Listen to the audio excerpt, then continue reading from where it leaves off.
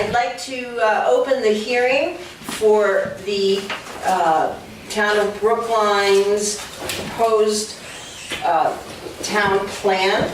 It is 6:30, March 21st. I'd like to read the warning, which was published. Notice is hereby given to the residents of the town of Brookline, Vermont, that the Brookline Select Board will host a public hearing on Wednesday, March 21st, 2018 at 6:30 p.m. at the Brookline Town Office. The hearing will be held for public review of and solicitation of comments on the Brookline Town Plan. The purpose of the town plan is to guide the decisions made by the town in future developments. Copies of the plan may be obtained from the town clerk or downloaded from the website www.brooklinebt.com.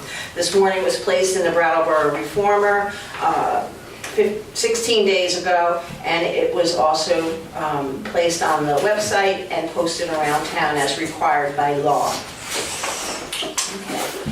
The proposed town plan prepared for the Select Board by the Brookline Planning Commission has been out and available in hard copy here at the office and also electronic form on our town website. And right now, looking here at our members of the public, does anyone wish to add, change, comment, amend the town plan?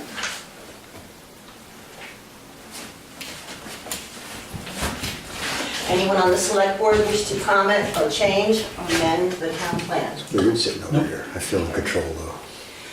All right, which is good news. Hearing no changes or comments for the Brookline town plan, I would like to make a motion to adjourn this hearing at this time.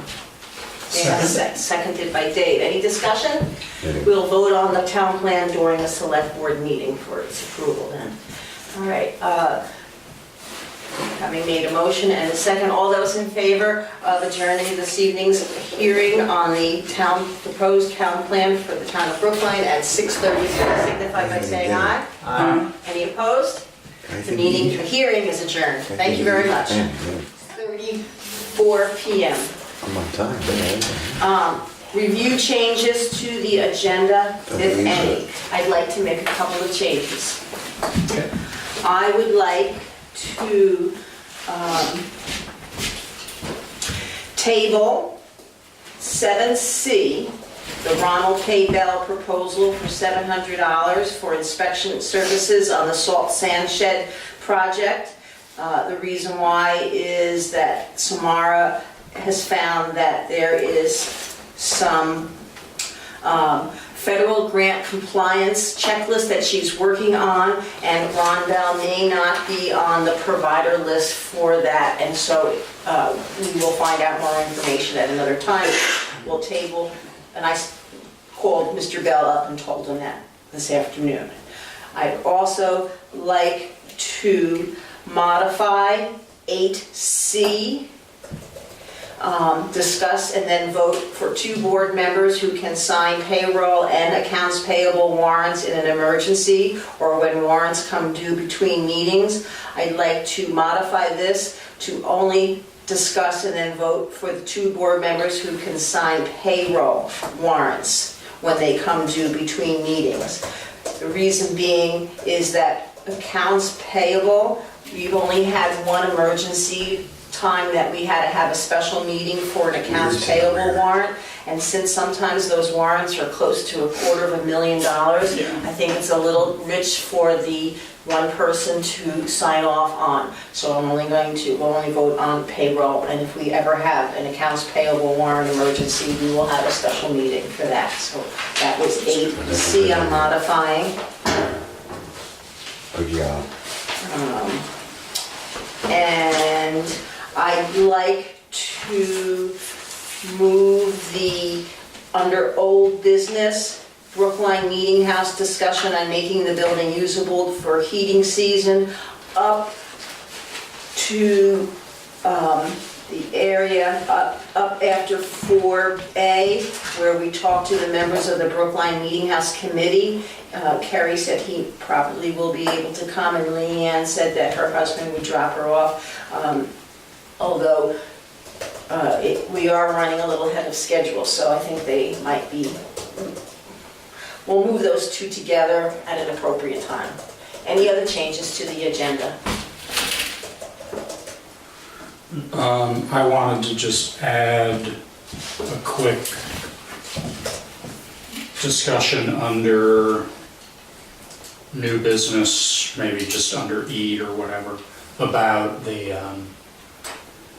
recycling processing costs. Recycle discussion. Yeah. There's no vote for that, correct? No. vote. It's just That's okay. bring a couple things up that have been noted lately. Okay. Anything else? Any other changes? Good. All right, other than that, we shall move on. Take a look at the amendments. Do you have to vote to accept the changes of the amendment? Oh. Do you vote for that? Yeah. We don't normally. No. No, We haven't been. no. Historically. We don't have to, we can change, actually, when I was reading over, you can change this during the meeting itself, but it's better to say it at the beginning of the meeting. So we don't have to. All right, now I'd like to take a look at the minutes for March 14th, the regular select board meeting minutes. For changes, we'll start on page 1. Anybody notice anything on who was present for that meeting? Yeah. Your name, I was present. We need to add Chris Webb. your name is spelled wrong, got about 3 pages. So I guess I'd say before that, I'm gonna suggest that we fix Mike Wynot's name Where is that, up in the above. list? Yeah, Michael Wynot. W-I-N-O-T, it should be. And then also remove Remove me the once. duplicate Yeah. planning commission at the bottom. Okay, And then, yes, Chris Webb under, I'm saying this, I'm actually making changes to Peter's document as we're doing this. okay. She gave me his document. Okay, sorry. So we removed the last line, because planning commission, Chris Webb was on there twice. Yep. We changed spelling for Michael Wynot. Oh, there it is, W-I-N-O-T. Okay. Up there in the action summary. Under present, we'll add Chris Webb to the select board Yeah. and Guy Tanza to members of the public. Members of the public, he should be listed as Guy Tanza, town clerk and recorder, because he's opening the meeting as town clerk. Whoa. Yeah, that makes sense. So I'm adding him as town clerk and videographer, Yep. since I guess that's what we call him. I'd also suggest that Archie Clark, where it says road commission, should be commissioner. Mark Bills should be road supervisor. Sounds good. Okay. Anything else on page 1? Well, so at the very bottom of although, not my pages. Under elected select board, Oh, sorry. on page 1, it should, the clerk instructed the nominations, not the clerk was instructed. He instructed how the nomination should be closed. And to cast a vote. Instructed that nominations be closed. Okay. Okay. At the very bottom of the page, under review, approved, signed, select board, in discussion, it was suggested that the documents be read by all members carefully as there may have been changes. That's not accurate. I think we probably instead want to say, read by all members carefully to reinforce their understanding of the details. You have to assure that. Because that was, I think, what Right. our, Yes. right. And I made a note that next year we'll send out electronically those 3 documents so that you can pre-read them before you're asked to sign them, so you have them way ahead of time, or a week ahead of time.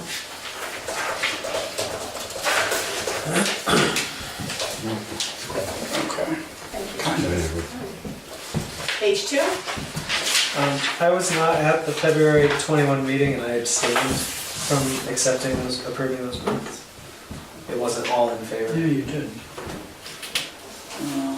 Chris Webb Stanza. abstained from the minute approval. who seconded it, though, I don't remember. It was, yeah, it was you. Oh, That I think is okay. It's Second just by Mrs. Hanson. adding that, no, right here. Right, first paragraph. The rules of procedure was adopted by unanimous consent.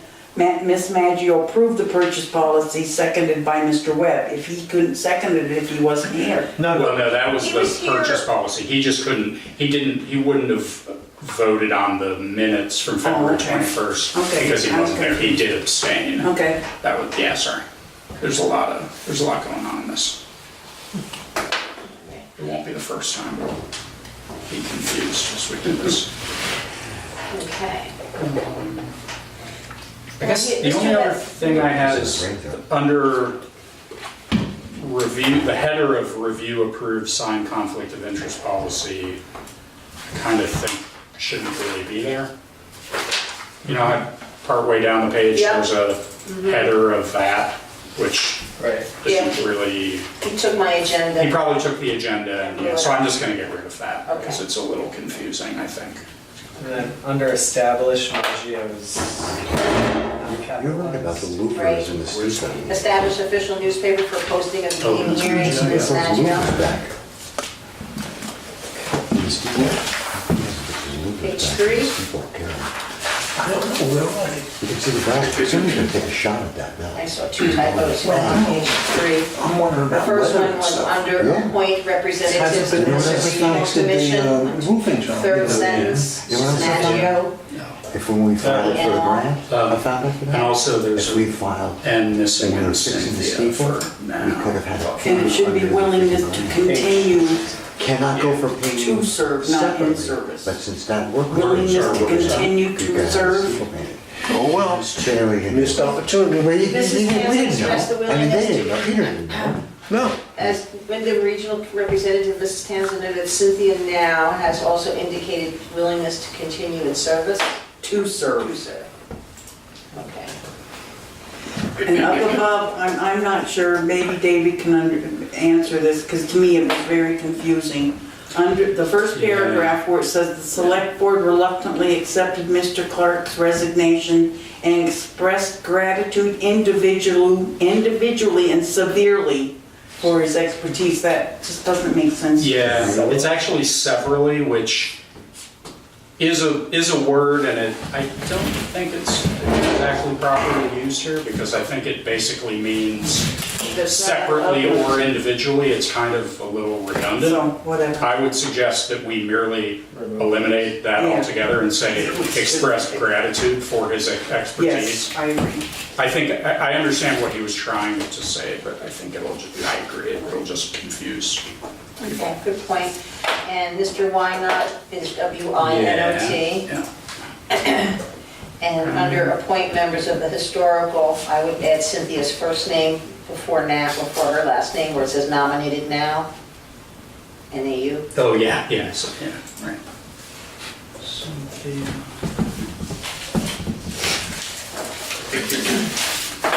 Anything else on page 3, anyone?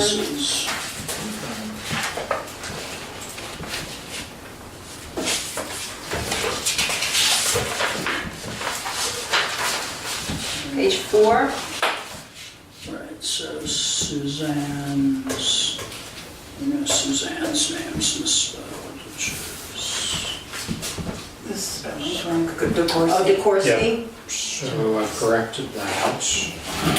That was the only thing I noticed I there. feel like a little clarity needs to be made that there are actually 2 vacancies at that point, and I expressed willingness to serve in the shorter term vacancy. Yes, Mr. Jones. Should we say Mr. Webb expressed willingness to serve The one-year term. or to fulfill the 1-year open term? Sure. Something Yes. like that? Yeah.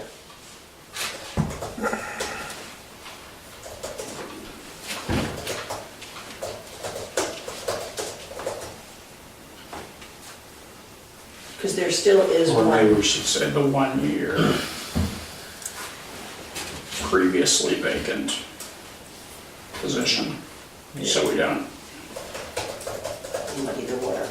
could even put in that there is still one vacancy for a 5-year term if it wants to be clearer, but. And then it just, he was duly appointed to the 1-year term. Yeah, the 5-year term is still a vacancy, right? Alright.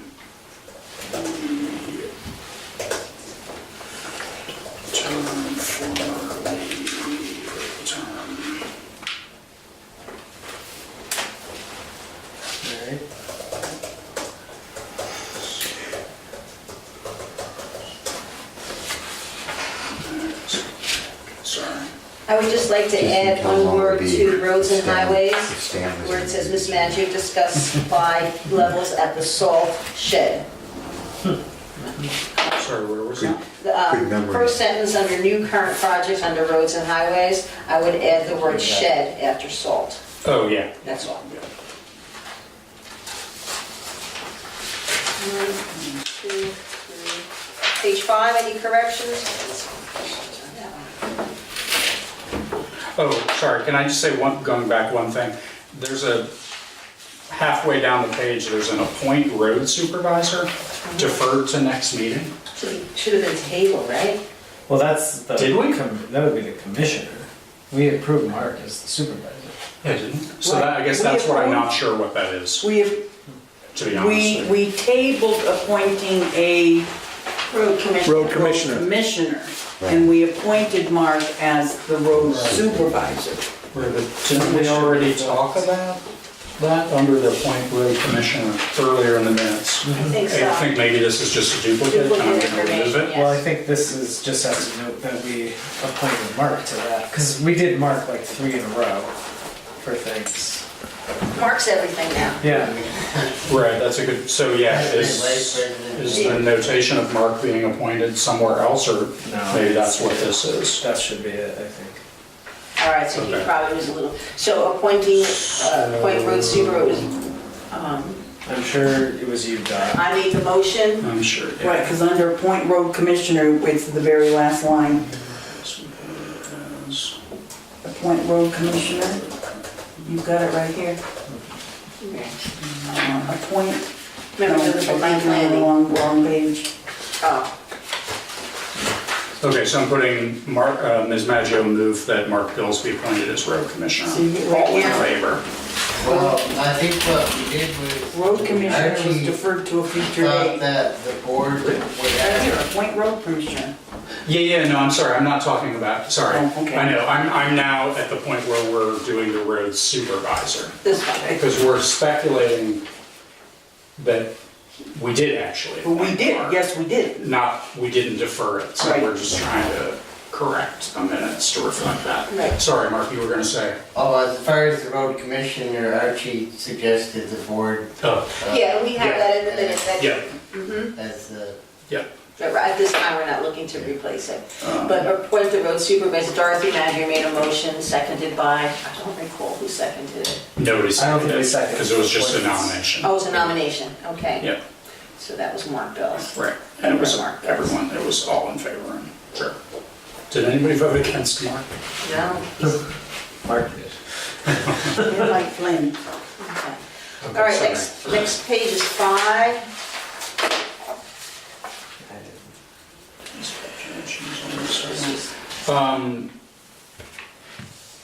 I don't, during, when we go down to the second to last paragraph, the during discussion of a box culvert, halfway through the paragraph it says, Ms. Maggio will ask Ms. Zwick if she sees a necessity in this case.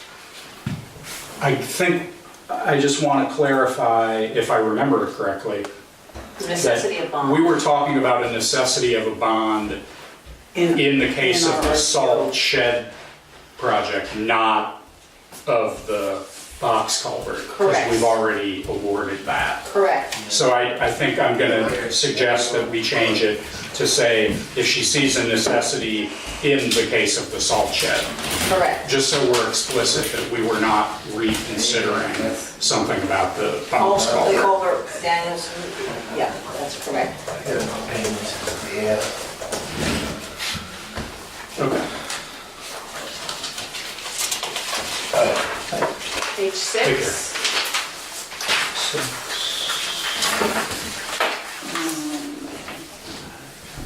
The one thing I saw was right before old business, Mr. Clark noted this is his first anniversary of the roadside damage on Grassy Brook Road. Okay. And still no additional materials have been delivered because we did get some materials, so I don't think we want it to sound like no materials had been Perfect. received at that point. Does that seem fair? Perfect. I believe Gucci's spelled right. I think it is too. Gucci is Goochie. That is unforgivable. We're gonna have to give Peter so much grief about not spelling that name correctly. Come on.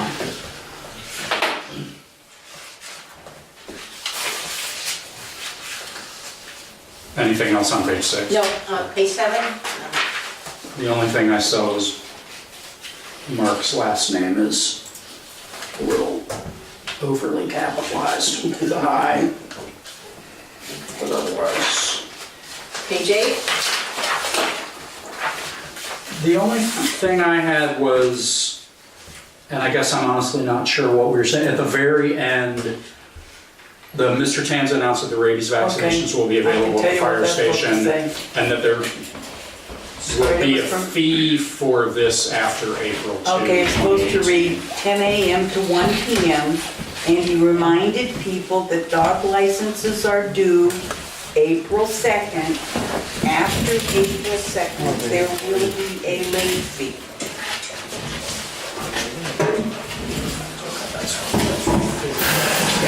And there will be After that date, there will be a late fee charge. there will be a late fee for this after Yeah. April, yeah. That's close enough.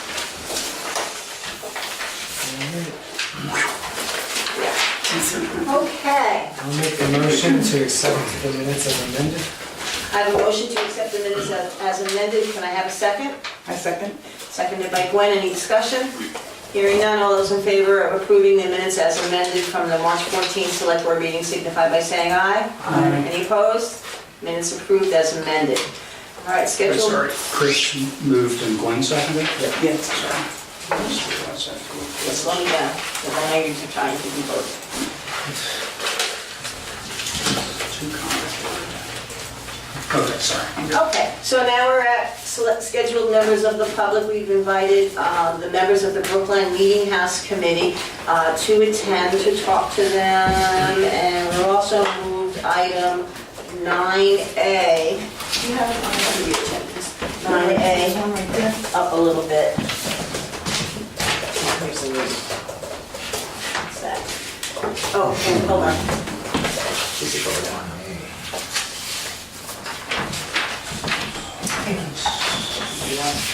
We'll make more if you need more. I have another one right here.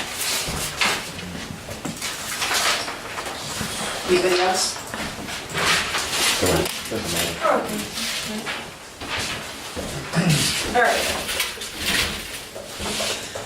All right, so, Brookline Meeting House Committee. Well, to adjust the committee, we were talking about our, we have the Brookline Meeting House Committee and we have the Historical Society. Okay? And we had the Historical Society before we inherited the additional historical church. So we were looking at the appointments last week when we were doing the reorganization. And there are 3 members on the Historical Society, Cynthia Now, Doug Wellman, and Jack Green. And there are 2 on the meeting house, which is Carrie and Leanne. And so we were wondering, we'd like to talk about combining the 2 committees and seeing if we can get even more people besides the 5 of you then interested in the historical buildings, plural, in town. So I just wanted to. Well, and I guess I'll just say that what I was curious of even before maybe doing that is just wondering, A, do you guys do you guys think that there's still good reason to have a separate meeting house committee as opposed to being combined with the Historical Society? And separate to that is, obviously, at the moment, it's only the two of you. So are there ideas of how we might try to get some other people interested in either being on a standalone meeting house committee, if that still makes sense, or a combined group, if that's the way that makes sense? I think we just kind of want to hear your guys' thoughts about it. What kind of activity has the Historical Society been up to? Nothing. The Historical Society hasn't had any meetings for over 2 years. Okay. Are they still interested in? They being were all involved? contacted before the reorganization meeting, and they all three said that they would like to remain on it. Cynthia said that since she's retiring from teaching, that she would like to spend more time on these endeavors.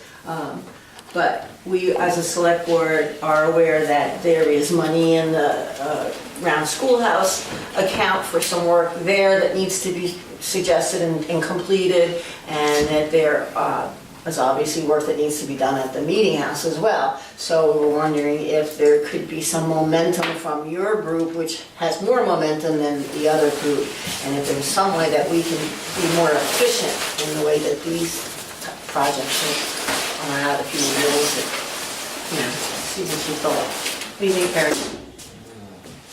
I think I've got plenty to do already. I'm always interested in the Round Schoolhouse and what goes on there. We saw it as a type of, something that made sense to actually, Because they're both historical sites, we thought maybe if we combine the two, we'd get more ideas from those three, from you, and maybe from other people that are interested in both. I know there are restrictions on some of the funds that were and donated. that's separate. And that's completely Yeah. separate because they have to be used, the donation was one for the kitchen. We had another one that was donated to the Round Schoolhouse that had to be done in the Round Schoolhouse. So we know there's things that need to be discussed, but we're basically trying to get more help for you guys because we know how much work you put into this. There was also a donation directed towards the Round Schoolhouse, but the money will go away if it's not used by a certain date. Right, and we don't want that to happen. There are some things we talked about for the Round Schoolhouse, which would be some tree work, which over a tree that's hanging over the roof line that we might want to do. The humidity in that building is awful. Sometimes of the year it just mold and. And I guess I would say that I don't necessarily see the motivation, at least for myself, I guess. I don't necessarily see this as an opportunity to try to be able to get you guys to work on both the meeting house and the Round Schoolhouse or whatever. It's more, people looking at it from the outside, I think, would wonder, why are there two separate committees? Why is there a historical society that doesn't deal with this historical building Right. Well, that there's- does deal with that others? And there are good reasons why it has been that way. I guess we're just trying to wonder, should it still be that way? I mean, I don't think we know or necessarily have. Because the opinions, church came in later, Right, the church is new to us from that Ladies Benevolent in Society. 2014. 3 years, right? 2014, Right. Going on 4 years. I think so, 2014. Yeah, 4 years this summer is when we. Yeah. So I guess I'd just be curious from you guys of just, I know we've just sort of sprung it on you, so you haven't had much time to think about it, but off the top of your head, I mean, do you still think that there's reasons that the societies and the committees should be separated as far as the buildings and whatever projects there might be on the buildings? Yeah, are well, concerned? just speaking for myself, because I'm not the one that does so much of the heavy labor that has been needed at the meeting house, which takes a lot of time. So, that whole piece I can't really speak to. As far as sitting down with Jack and with with the folks on that committee. I don't have any problem with that. I think it'd be great. I'd like to do some more outreach, more open houses, maybe combine the open houses between both That's the what we round thought. schoolhouse and the meeting house, get more people understanding really what's going on and hopefully attract people. I think that there's a lot of work to be done on the meeting house still. I mean, the structure of that place is really right in flux right now, the way I understand it. We've done a beautiful job with the windows. You know, we've got the structure, it's stabilized, but we need storm windows built to protect those windows on the outside of the building. That's a big job for fundraising, to try and get some money to be able to protect what we already have done there. And then there's the additional thing with the structure, the foundation under the wooden structure of the building, to keep that structure, get that structure stable and you know, able to be comfortably hold people that might want to go out. There's a bunch of things that are really in process. So I guess if the round schoolhouse had similar types of things that, with nobody doing them, that, you know, unless we got more people, it would be a little bit overwhelming too. Right. Be looking at that. So, I mean, I don't want to speak out of place here because there's a lot going on, but there's a lot of work to be done on that Brookline house that I would really like to see continues. And so we're gonna need some new energy, we're gonna need some new money. And if the Historical Society wants to come in on this and be part of that, we have to look at priorities, what needs to be done at the round schoolhouse. I don't know what those, and I really have only been into the building once, I drive by it every day, but I don't know what needs to be done there. Do you have any kind of a feeling of what the current state of affairs is there, besides those trees around the building you say need to be?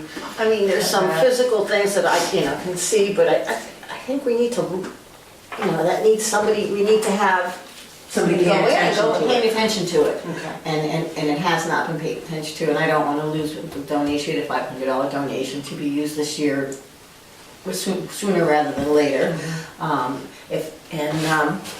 So we're looking at the appointments, and we decided that we would ask. Right now, we're just in the information phase. We wanted to see what you guys, because you've worked so hard on the meeting house, all of you, we just wanted your opinion, so we can discuss this further, and see what our options might be. We would like to see the committee combined, basically. Right. We'd like to have one less And that inactive makes, committee. to and me, one- that makes sense. Yeah. Just so long as everybody that's on these committees has the time to be able to devote to both.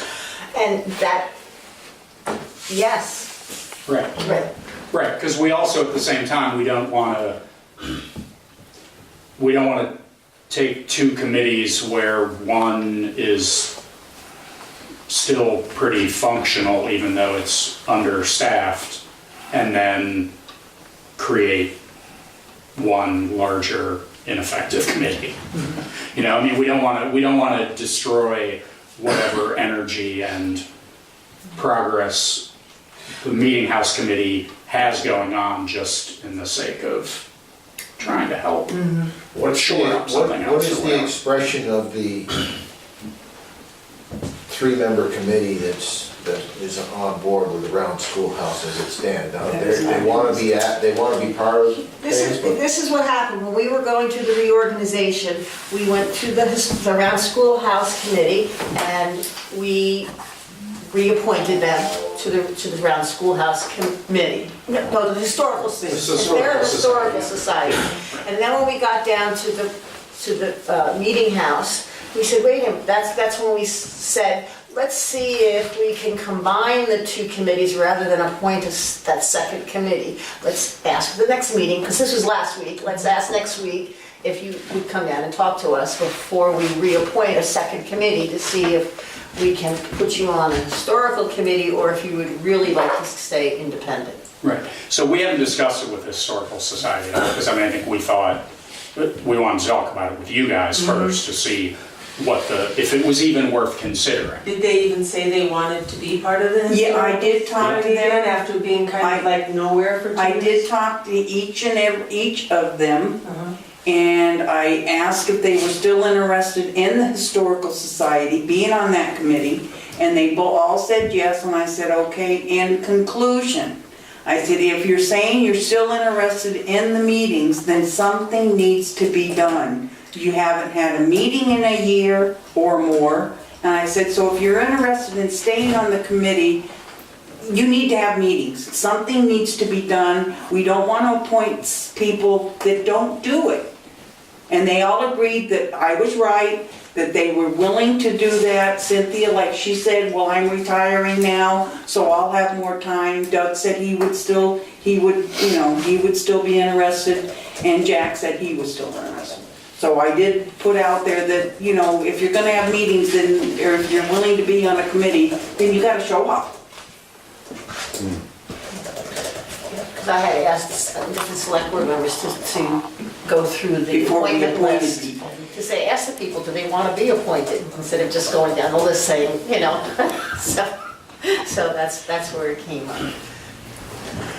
You go for it. Leave it. I don't really want to commit to anything right now. We have our hands full with what we're doing, and I'd be inspired if I saw some action, meaning on their part. So we could leave it at that. Can I ask, have we ever at any point asked the two of you whether you still want to be on the meeting house committee? I'm not sure that we actually have. Did anyone talk to? Oh, I thought you did. I didn't know. So That now was you're on probably another camera. reason why we didn't appoint the committee too, because we hadn't, there was. Well, I think yeah. that might have also, we didn't want to presume that you still That's wanted what to it be was on. too. it. Yeah. Hopefully you do. Do you both still want to be on? Yes. Yeah, we do. I mean, definitely it's right in process. It's Thank nothing that we want to leave without leaving it in somebody else's hands that would carry it on. So, yeah, I'm still on board. All right, I'm always interested in what goes on at the round schoolhouse. I've done things on the building. And, but I see it to be complicated to be part of both. Right. Yeah, you can only go so far. Yeah. Well, We have so meaning, much in it. Well, a historical society committee, or is that what we call it? Yeah. Historical society committee could, amongst themselves, organize themselves to have the subcommittee for this building and that building, but it would just be one umbrella title. I would like to see the 5 people who are on the 2 committees at this time to get together and discuss it, and I don't mind doing the reaching out for the other committee, but, and offering you to set up a common time to come and sit in here, if it's, town hall, and hash out some parameters before we, just to see how everybody feels about it. Weather's getting a little bit better, right, but still, right. still. Yeah, I want to get into the meeting house and grab all of the, there's a bunch of history papers, et cetera there, and we have some here too. So that's on my list to try to do a compilation of everything, store it here. I talked to Samara about it, she thinks that'd be fun. So that's on my list, and I can get in and out of the building probably a few weeks from now.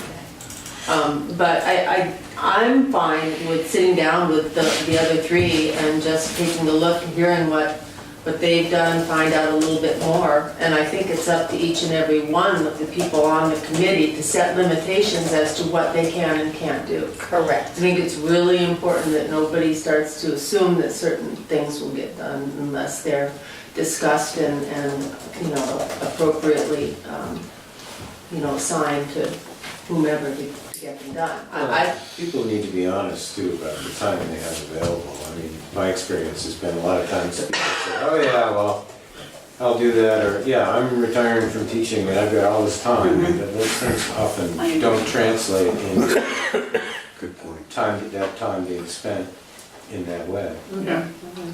So if we sat down, had a talk with everybody, and then got back to you about how comfortable everybody is with the 5-person committee and having people there active and interested in being active. So I can send out reports. Is this what I'm hearing? Shall I be directed to send out a letter or an email to the 3 and 2, suggesting that you communicate amongst yourselves and set up a time and coordinate with Mr. Tanza a time to use this room to get together and talk? Now, does that have to be, is that a warned meeting where, because Well, we're it's- not involved in it. But isn't, is that an open meeting? Yeah, it's still law? part of the open meeting It's still part of law. the meeting, it still has to be warned, yes, because it's. What do you mean? Oh. It would be a warned meeting of the Yes. Historical Society. Oh, These guys Still have to presenting. be, because it's still got open meeting laws to it. Right. putting an You know, agenda like- out, Yes. and the agenda That item thing. can be discuss combining the Yeah, committees. Could be Yeah. the agenda item. Yeah, I'm fine with sitting down and speaking on for myself. So I can write a letter saying that we would like to warn a meeting of the 2 committees to meet together. The agenda item is to discuss. Well, the reason I brought it up Yes, is no, because I I wasn't sure, You're right. but I thought, well, it's a meeting, so I think that under the open meeting. I thought you were talking about that. The other thing that occurs to me is, if we are a committee, the 2 of us, can you have a 2-person committee? What's the quorum and what's this and that? That was another you know? concern that yeah. Yeah, I don't believe there's a problem with that because you don't have a quorum, it's advisory committee. You're not making any decisions. Right, It's you're close to- right, yep, I get it, okay. well, right, I guess I would point out at the moment, there is no committee, Right. because we haven't reappointed anyone. I see. So there is no meeting house committee right now. There is a historical society, because that's been appointed. Okay. So the only real meeting that would happen would be a historical society meeting, I guess technically. But yeah, I mean, that's, whether the combining of the groups does or does not make sense or whatever, sort of separate to that, there is the question of trying to get other people interested in the meeting house committee if that stays the same way it is. I assume you probably would have mentioned it if you had, but have either of you been approached by anyone who's expressed an interest in No. joining the committee? No, although, Chris, I think at one point your wife was interested, but now she's on the school board. She's on 17. She's been conned into a lot of others. Yeah. By her husband. But I think that's one of the reasons why we need to have an You're gonna pay open for house that. when the spring Yeah, happens. And, right. do Yeah, adequate warning we'll- for that and that kind of stuff, to see what kind of interest we have. All right, so I'll compose a letter to all 5 and saying that we reappointed the Historical Society Committee and would like to see a warned meeting, which would include Kerry Bourne and Leanne Parker, currently, who have been a part of the Meeting House Committee, to jointly meet and see if there is some common ground to the historical building of town. And I can make one item meeting, and that's it. And then somebody just has to report back. Yeah, they'll reach out. Do you think then they will be responsible for reaching out to us for a time? Yes, I think I would probably, yes. Yeah. I talked to Mrs. Now, I think she was the last Mark, chair of excuse me, that. Mark, have you dropped out of the meeting house committee? Not officially, I'm definitely support. My name Oh, wait, well, mentioned, but Flying under the radar when you're in the corner. I'm still there for you if you need me. okay, because I thought for some reason that you didn't have time for it, so I don't know if I still have your name on the website as being a member, and I don't know if the select board No, has you. I think I took you out Like of the vote. everybody, we're all busy, but if anything, if I can lend a hand or help, I'm definitely there. So you are a member, you're still a member of the committee? He would like I to. guess not officially, but yes, I. Well, you either are or you aren't, I don't know about Well, officially. right now, no one is, because we haven't. Okay, So in other words, before we appoint They're or one-year whatever, would you terms, be and we willing to haven't still appointed stay on anyone. it? Sure. Okay. All right, so then I will include you in the letter to there'll be letter of six, the letter of 6 people going out. 1, 2, 3, and then those 3.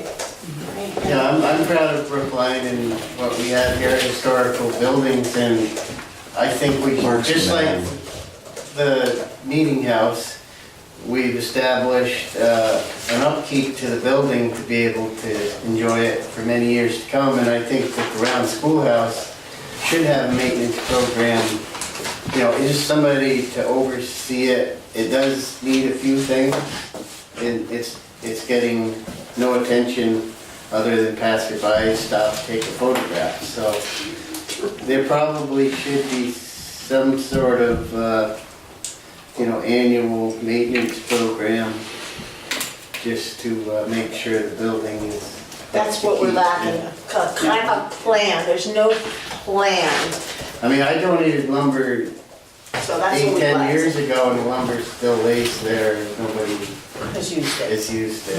Okay, so we just need to have some kind of Seasonal. Yeah. season. Waiting for that right color to blend in. It's aging. But yeah, I'm willing to help on both buildings, so, whatever I can do. All right, before you came here, I rearranged some of the agenda items, so I'm going to pick up a point right now. I moved agenda item 6B up, and I'm going to discuss that right now because some of the vacancies the agenda item is vacancies listed discussion. We did have some vacancies, which we mentioned before, but right now, I'm going to address this important one, and then we'll talk about another item we moved up. At the last select board meeting on the 14th, we had a reorganization meeting. On Thursday, March 15th, we received a letter of resignation from Bruce Mello. He no longer wished to remain on the select board. Yesterday, March 20th, Bruce asked to meet with me because he wanted to ask that the letter of resignation be recalled. Upon legal advice from the Vermont League of Cities and Towns and our lawyer, Lori Rao, I shall now make a motion not to accept the letter of resignation from Bruce Mello. May I have a second? I second it. Seconded by Gwen. Any discussion? Hearing none. All those in favor of not accepting the letter of resignation from Bruce Mello, please signify by saying aye. Aye. Any opposed? No. Mr. Mello, please come back over to our Can I chair. have a parade? I'm gonna, So that was a vacancy. I'm gonna make like Saturday Night Live, We should have put in a stipulation about keeping your feet on. Gotta keep it up. We should have made sure that we put in a stipulation that you have to keep your feet on the floor and not on the table. too late. You blew Well, it. the other vacancies that I just wanted to address in public hearing is the road commissioner. We did receive and accepted with regret the road commissioner's resignation, Archie Clark, except for his work with some of the granted projects.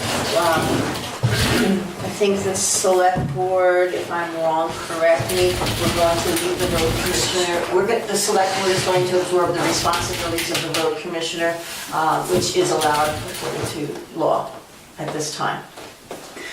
Historical Society, I saw that there was at least one vacancy. SEFCA has one vacancy. The Planning Committee has one vacancy. The Brookline Meeting House has one vacancy. There are 2 constable vacancies and one school director position vacant.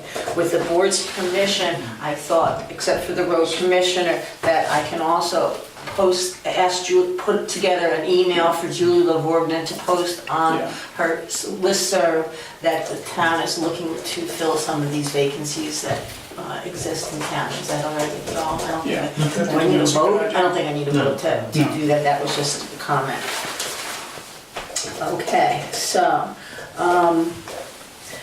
from here, so that was here. All right, we're gonna just switch real quick. Guy Tanza, unscheduled members of the public, is there any unscheduled members of the public that wishes to speak at this time? Summary update reports. Mr. Tanza, town clerk report. Basically, just to remind people that the dog license are due by April 2nd, because April 1st is a Sunday. And to avoid a penalty and a fine, you need to make those, you need to have those licenses done by then. Okay. Anything else? All right. We also moved to have item 9A under old business, Brookline Meeting House, discussion on making the building usable for the heating season. We moved that up earlier so that, knowing that you're here, that you don't have to stay for some of the other things. So Bruce, you wanted to talk about that? I sure do. I was looking for something here for a second, but I can table that, because it's really not to do with what I was going to talk about. You have a proposal to make. I've been discussing with the select board over the past several months about the option of putting heat into the entire building. I've met with Rick Perkins from Perkins Gas, actually per Mark's recommendation. Last year I spoke with FW Webb, I've spoken with Scott Bovat at least several times. And today I went up and spent several hours up in Western Playhouse talking to Caitlin Corkins and Michelle Bailey from the National Preservation Society and Vermont Arts Council. And the proposal that I wanted to make was as a result of all the information that I received to heat the entire building.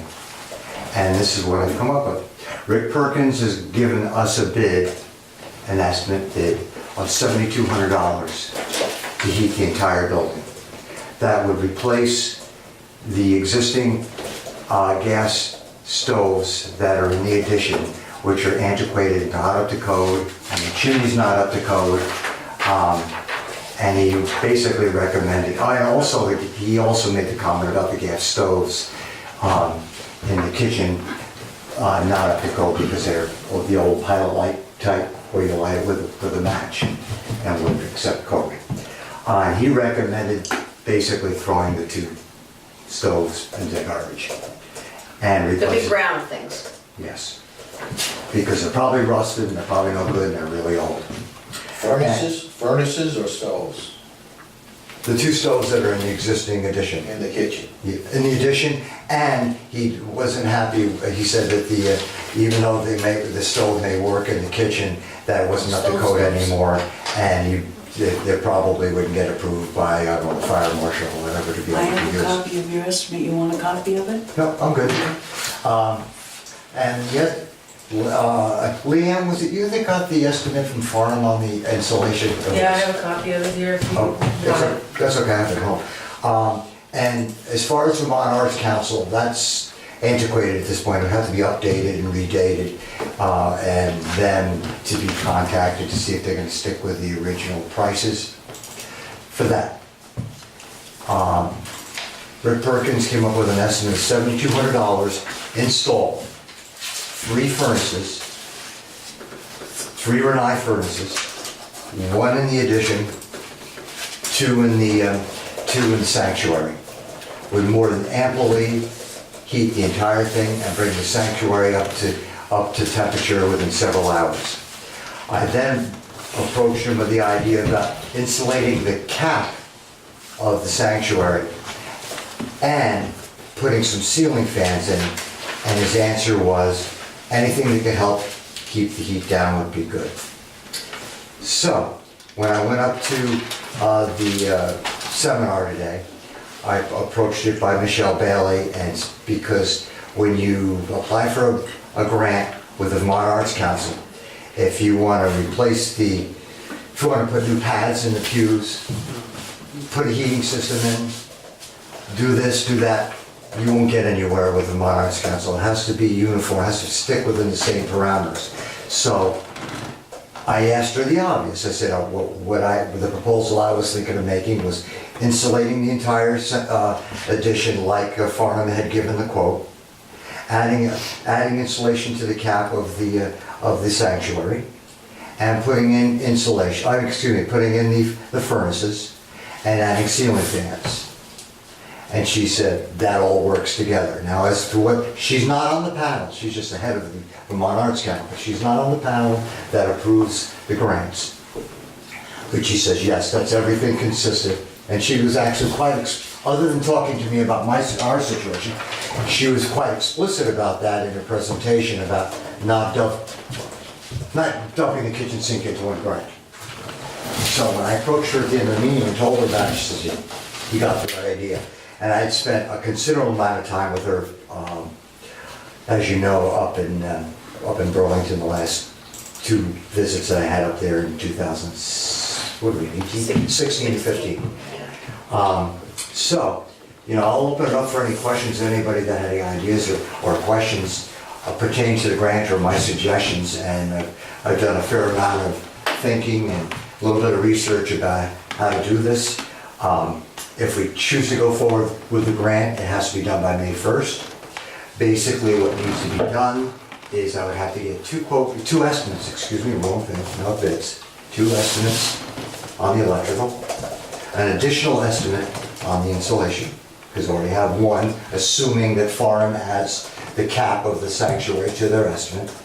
And I have to get an additional estimate for the furnaces, probably Keen gas.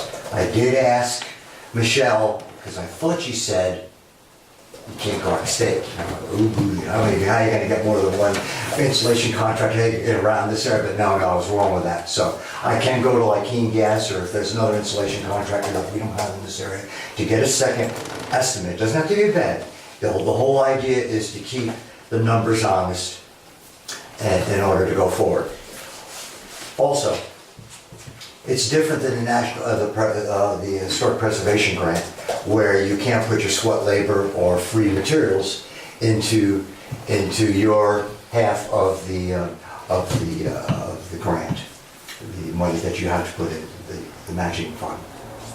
In this case, with the Vermont Arts Council, you can go up to half of your amount. So if, let's say you're filing for a $30,000 grant, and your half's $15,000, you can actually put in $7,500 of your sweat labor or materials, free materials. Somebody says, I got free lumber to put in on, as an example, as a part of it. It would go towards the matching part of the grant. So I'm stating the obvious, but I'd like to try to go for the grant if everybody's on board with it. Can I ask you a question about Efficiency Vermont? Maybe they have a list of insulation they offer for residents and commercial. I talked with them a great deal when I was on the Energy Commission. I mean, they would have a list. For Newbrook. Good point. That's helpful. But if everybody's on board with this, I plan on going forth running with this like a fast 8. Like tomorrow. Call Keen Gas. I'm a little concerned with the electrical part of it. Electricians are probably pretty hard to get them to get over, give me a quote, but it's not a big project. It's just wiring for maybe half a dozen fans for that sanctuary. There's a minimal amount of intrusion into the historical part of the building. In order to vent the heaters out of the buildings, it's 3-inch hole on either side of the building, and in the addition, that's it. So it makes no damage to the building, doesn't change the historical significance of the structure, which we're all definitely concerned about, for sure. Me too. Okay, so that's what has to be done, other than I was going to go in and pull out the application, but I had to sign in, do a password. I didn't contact you today because it's too busy, because I need a tax ID number in order to get into their website and get the application printed and looked at. I have seen it before, and it's only about 10 pages, and it's nothing as daunting as the Historical Preservation Grant. And in terms of the money, it's easier to get. They're more affluent. That's the wrong term. They give out more money for some reason. They have more success. I don't know, because they have less people filing for the Vermont Art Council than the other one. but it's a little less daunting than the other one, because we've been through that process. Lastly, Leanne mentioned new money, and in my opinion, there's only two ways you're gonna get new money. By grant and by donations. And I remember way back when we first started this process, how Lisa Ryan from the, not from our council, but I always forget the name of the other part of the council that's up there, said, start getting your funding going. Meaning the community's got to, and has, exemplary put in a lot of money in terms of fundraising, donations. The committee was great with that. The $30,000 we got from the Brookline, the Ladies Benevolent Society. And she was quite explicit about it, saying that, you know, you're gonna be up to about 50% of what the money that you want to get is gonna come out of your community, roughly. So, in my opinion, in order to get new money, we gotta get the building usable, we gotta get people interested in the building, get them in the building and use it, and you're not gonna be able to use the building, in my estimation, in its entirety, up to its potential, without heating that building. Because we've been around about this, I mean, the day I met Red Perkins, 6 weeks ago, it was a 41-degree day in my car when I left it. It was sub-freezing in that building. That building cannot be used without putting some kind of heat in it past September, before June. That's just the way it is. And I would like to see the opportunity for the town to be able to use the building year-round if it wants to. It's not an expensive undertaking to heat the building for 2 hours. This is by no means stretch to heat the building 100%, other than the events that we're going to use them for. That makes the most sense economically, and heating the building every once in a while probably do it some good. Keep the mold down, and not have that issue that we've had in the past with the sanctuary. Get people to use the building. And most importantly to me, it's not about me or anybody in this room, it's about the kids. It's about your kids. It's their building now, as far as I'm concerned. This is the town's building. And we have 50 kids that go to Newbrook, and I don't know how many that go to Leland Gray. I'm not privy to the number that goes to Leland Gray. Should we sure pay for it, but I don't know the number. And I'd like to see them use the building. I have other plans and other ideas how to move forward. It was a wonderful donation, about $1,000 for the kitchen. I've got ideas and plans about that. I'm willing to give you all the freaking green direct-to-metal roofing paint that you want to paint that roof on the addition, or I'll pay for the color that you agreed to. It would take about, because I was trying to pull up.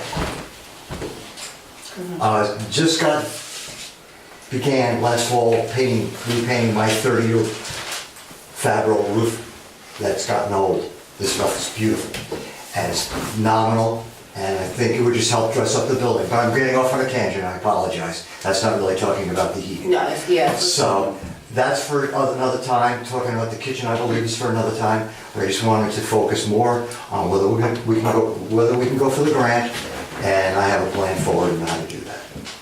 So if anybody's got any questions or any concerns, I'm more than happy to listen to it. I have some concerns. Okay.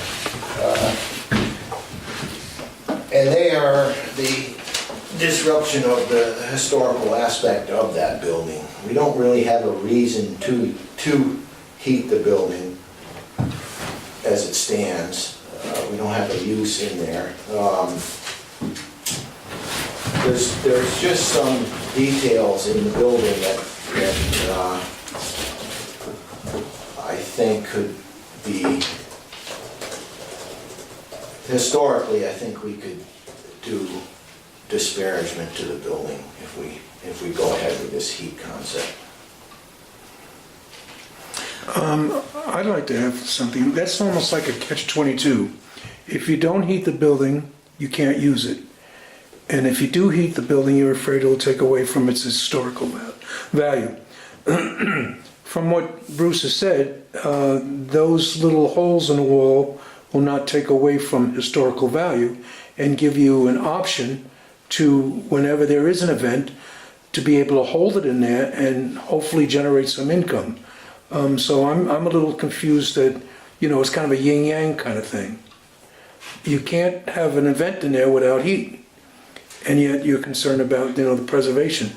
So there's gonna have to be some give and take to There is, to get to a, There is, Guy, but we can't, we need time to work over the details. There's more than drilling 3 holes in the exterior of the brick building. What? what is the, Where do the heaters sit? You spoke of That's fans, flexible. you spoke of 6 fans in the sanctuary ceiling. Yeah. So I you're got a talking problem holes with about, that. what, this big to put in the ceiling? Which is definitely an improvement over the recommendation I made last year about putting hot air in there. Well, I'm not really prepared to argue this right now, but I don't agree with what you said. And comment, please, I guess I'm a little surprised that there's a committee, 2 people, but that there's been all of this legwork being done about the schoolhouse, about the meeting house. And we have a 5-week period of time to put together a proposal for for a grant that's due in May. May 1st. We've run into this before on this committee when you were a member of it. Just always seems that we don't have enough time to really consider everything that's being discussed here. I kind of feel like I've been kind of blindsided, to tell you the Hold truth. it. Wait just a moment. Blindside's not a fair No, word. no, because no, no. Leanne, I sent out an email purposely to both of you so that you have the opportunity to come here. I don't think that's being blindsided. Being blindsided would have been to make the proposal without telling you. Well, and maybe Correct? that's the position of the board. If the No, board me. decides that they want to go ahead and do this, and then ask us if we want to take part in it, but I don't know, I guess I'm just kind of confused. What is the Meeting House Committee tasked with, and what's the Select Board tasked with? Do they meet? Do we have a communication about how this is done? Because it's not really the direction that I was thinking to go in, which would be a little bit slower. We try and take care of the windows, we get those solid so that work is protected. We possibly look at the structural significance of the addition so that that's taken place. If we want to look at maybe getting heat into that addition and kind of work things slowly towards, is there more use for this building because we have part of it heated, people start to use it, people get to know it. Then there's all sorts of ideas about what they could do with the main building, to heat the main building, and kind of let it grow organically, that there's an interest in this. It just seems like there's always more money that we can pour into there, and I just kind of want to make sure that we're going the right, from my point of view, going the right direction with this. So we go ahead, if Bruce goes ahead and puts together a proposal and submits it and gets it done, we're committed, right? I'm not really sure that I'm ready to be committed. It's not Bruce Mel, it has to be approved by these 5 people. Right. And I guess I'd just like to clarify that the presentation of what is being proposed, this is it. We haven't been, Bruce hasn't made a proposal about this prior to tonight. That's correct. Okay. We've discussed it, It's- honestly, but not proposed. Well, right, and we discussed that you were going to do some research into your previous idea of putting heat into it, but nothing beyond that. I need to add also that we already have an agenda of task. So to add this adds work. So again, we need to consider we need to have time to consider this proposal. And you used the word slow, Leanne, and I have to emphasize on that as well. This is, our objective here is to preserve the historic building, and historic preservation is not something we do fast. There's no reason to leap ahead and get ahead of ourselves. We have thought processes that need to come into play. But it's with not this. healthy for the building to be empty all the time. We can use And we're that trying to building. get it to where we can use it. We can use that building 7 months of the year, and we have proved that. One of the select board's goals is, because it's such a great building, it's got the auditorium, it's got the benches, is for us to be able to use it for town meeting day.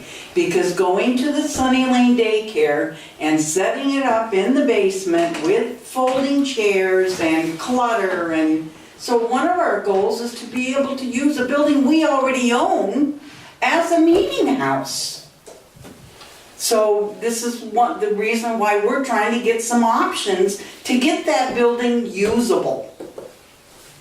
I understand that, Can I- but we're not in a hurry. That's. Okay, well, this has been going on for 3 years, and this discussion. And every year, this is the third year, that if I don't do it, we'd be walking away from a possible grant of $30,000. The money is there. We want to go slowly. Okay, we're going to hurt it historically. No, we're not. I see no proof on paper. I didn't see any proof on paper last spring when I brought it up. I don't see any proof now. I don't know what has changed between last March, when I voted for it, last February, March, to now, as far as changing anything historically in that building, or it's going to hurt that. There is no argument yet. I see no argument for hurting that building. But we go along with it. Could I just say something? Sure, About this absolutely. process, and I'm not saying this as a husband of one of the committee members, but it just seems like you've got conflicting jurisdictions here. You've got a committee that's set up to deal with the meeting house, and yet there's also an individual who's kind of doing an end run around the committee to, and granted, for a noble cause. But to throw this out there and say, well, you know, we've got this 5-week deadline, we have to make a decision on this at the moment. It just seems an odd governance issue. Actually, it has been discussed that this grant was out there, and Bruce has has brought it to our attention in past meetings. We have it on agendas. And since the grant due date is in May, I asked Bruce will put together a presentation, and he went to this workshop. I don't know if you're asking for, if you're concerned about the sanctuary part. I don't know if to throw out if the project is too large. If you wanted just to look at part of the heating of part of the building at first, to take it slow, some kind of compromise. But what Bruce is, the select board does want to use the building. In fact, one of our other goals is that the select board's going to work this summer to try to get some kind of activity, a select board sponsored activity at the meeting house, whether it be a movie night or ice cream social, which you've had before, or, we'd like to get something in the summer, but you really, I don't know, you said 7 months out of the year. I would say more like mid-May, June, July, August, maybe, That's it. I'm telling you, when I was in there with Rick Perkins that day, it was 41 degrees out. It was below freezing Sister in that building. there in October. So we It don't was know really cold. if heating it will then allow us then to do the planning, but you're saying we should have more planning before we do the heating. It's sort of like Catch-22. Well, Catch-22. can I ask a question, I guess, in order with you guys? What are the other, in just simplified, I guess, what are the other things that need to be done to that building, in your opinion, for it to be usable? So regardless of the heat. We're Let's not- take the winter out of the equation. I don't think we're organized to get into this debate right now. I Okay, have a but I mean, list. just. I do just- have a list. And I'm not, I just mean generally, I mean, don't we need to Right. Discuss this. make This it? is what I have on my list. Storm windows. Okay, that's big. They're outside or inside? They'll be outside, They'd be outside. so people won't break. the Right, window. so it protects the windows, protects the glazing, you know, would potentially help if there ever were heat in there as far as in the wintertime. Foundation, and Lewandowski, in the writing that he did for us as guidance for all the heavy timber work and stuff like that, he has a section in the Preservation Trust survey that addresses the foundation of the wooden addition. So he's given us a guide on what needs to happen underneath the wooden addition to make that building stable. I talked to you earlier about heat and chimney inspection, so that's been part of your conversation, I understand, with Scott Bobat. Grounds cleanup in the spring. Potential somewhere along there is a kind of a parking area that could be cleared so that there would be a decent and identified area for parking. Down the line, we have the handicap accessibility. We have septic assessment. We're gonna use that building, we're gonna have to need Septic information is a about big one. septic, that's expensive. So, Steeple painting, yeah, the painting of the steeple, so, you know, there's a number of things that we have and, on our ongoing list at this point. Now, it's always been a dream of mine personally, but I don't put this on anybody else, to have some kind of heat in that building in the addition. But that's just because then maybe the kitchen could be used at different times of the year. You know, there could be activities going on in a part of that building once it's, once we get, you know, the ability to really put a number of people in there, in that section. You can have meetings, you can have things going on in the winter in that one section, and then just move slowly to look at the historical piece about the brick part of the building. So my idea, personal idea, was to start slower with the heat and get people interested in using that building, even if it was only part of the building for part of the year. Once you get people inspired about coming to the building, they get used to coming to the building, etc., then it will grow systemically by need. 20 years. So, you know, the town meeting used to be held in the addition of the church. And I agree with Leanne that, you know, we Could look help at this year seriously. Yeah, I was there. to look at heating the addition is much more realistic than putting heat in the entire building. the quote that we got for Farnham for the insulation for the addition, when he came last year and took a look at it, was $17,000. Got it right here. I'm sorry, can I see it again? 17,000? 20,000? Wow. Hold on. Sorry. It's one of these, no, you can, it's okay. Oh, I'm sorry, my fault, Ken. Yeah. I apologize. First, you guys can take a look at that receipt. Now, we did talk to him about trying to get rid of a lot of the guano and such up above the main building, and he couldn't do that. That was one of the reasons we called him in. He wasn't able to do that, but, so that's pretty much for the Do addition. we have bats in the belfry? Not anymore, I don't think. By the way, does anyone know where the shutters went that were up in that tower before the Phoenix guys started working? They're in the building. Okay. They've been painted. They're gonna be reinstalled. Can I ask Bruce, what do you think about the idea? Should we consider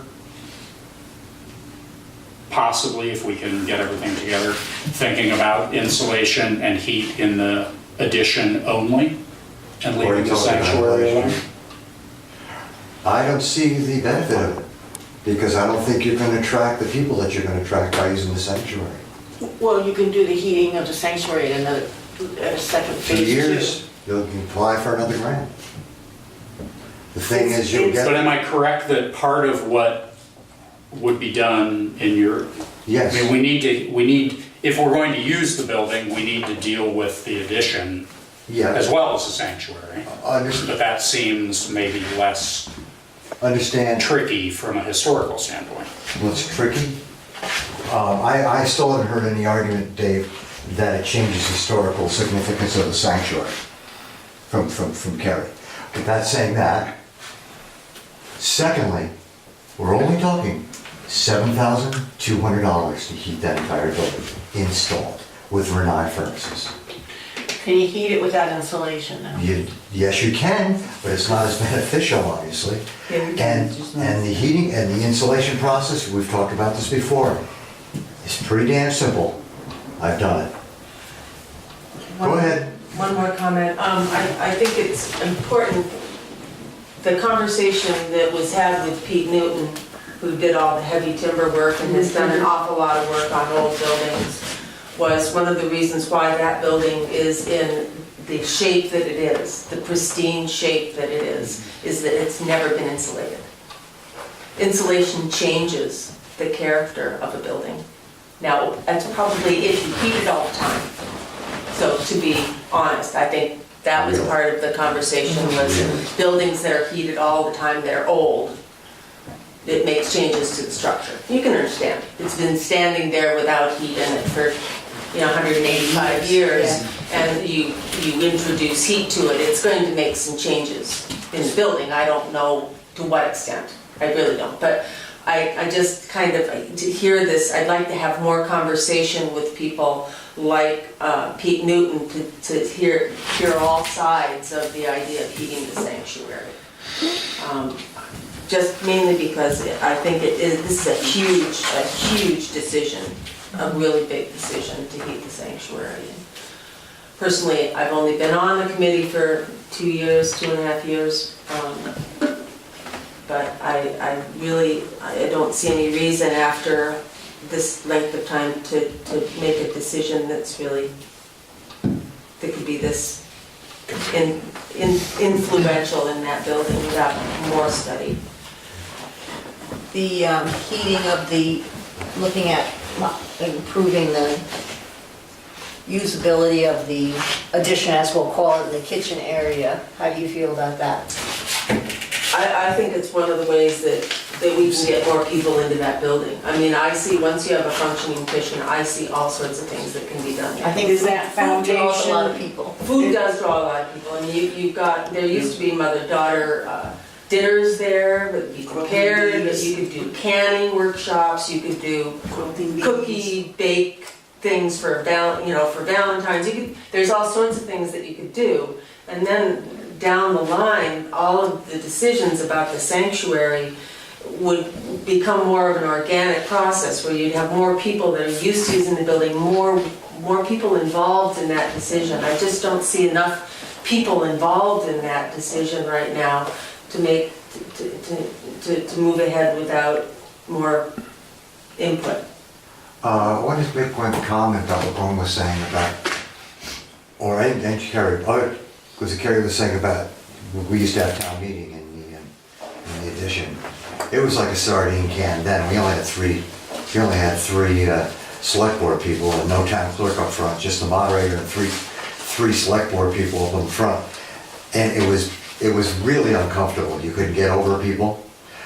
So if there was an intent to use, no matter what you do with the addition, if there's an intent to use it for a town meeting, you're not going to, in my estimation, you're not going to encourage people to come to town meeting because you're putting it in the addition. Well, I was just bringing that up as one option of why we want the building to be used as one of the things that could be used. I just wanted to state that point, because I've been to those town meetings where they were in the addition. And to me, They it's were just, really you know, in the few times I've been in the church, it's just an ideal room Yeah. for a town meeting. Well, we had discussed too, in some of our meetings about, heating the building for the day, bringing in a salamander. I mean, I don't know what I'm talking about, because I've never turned on a salamander heater.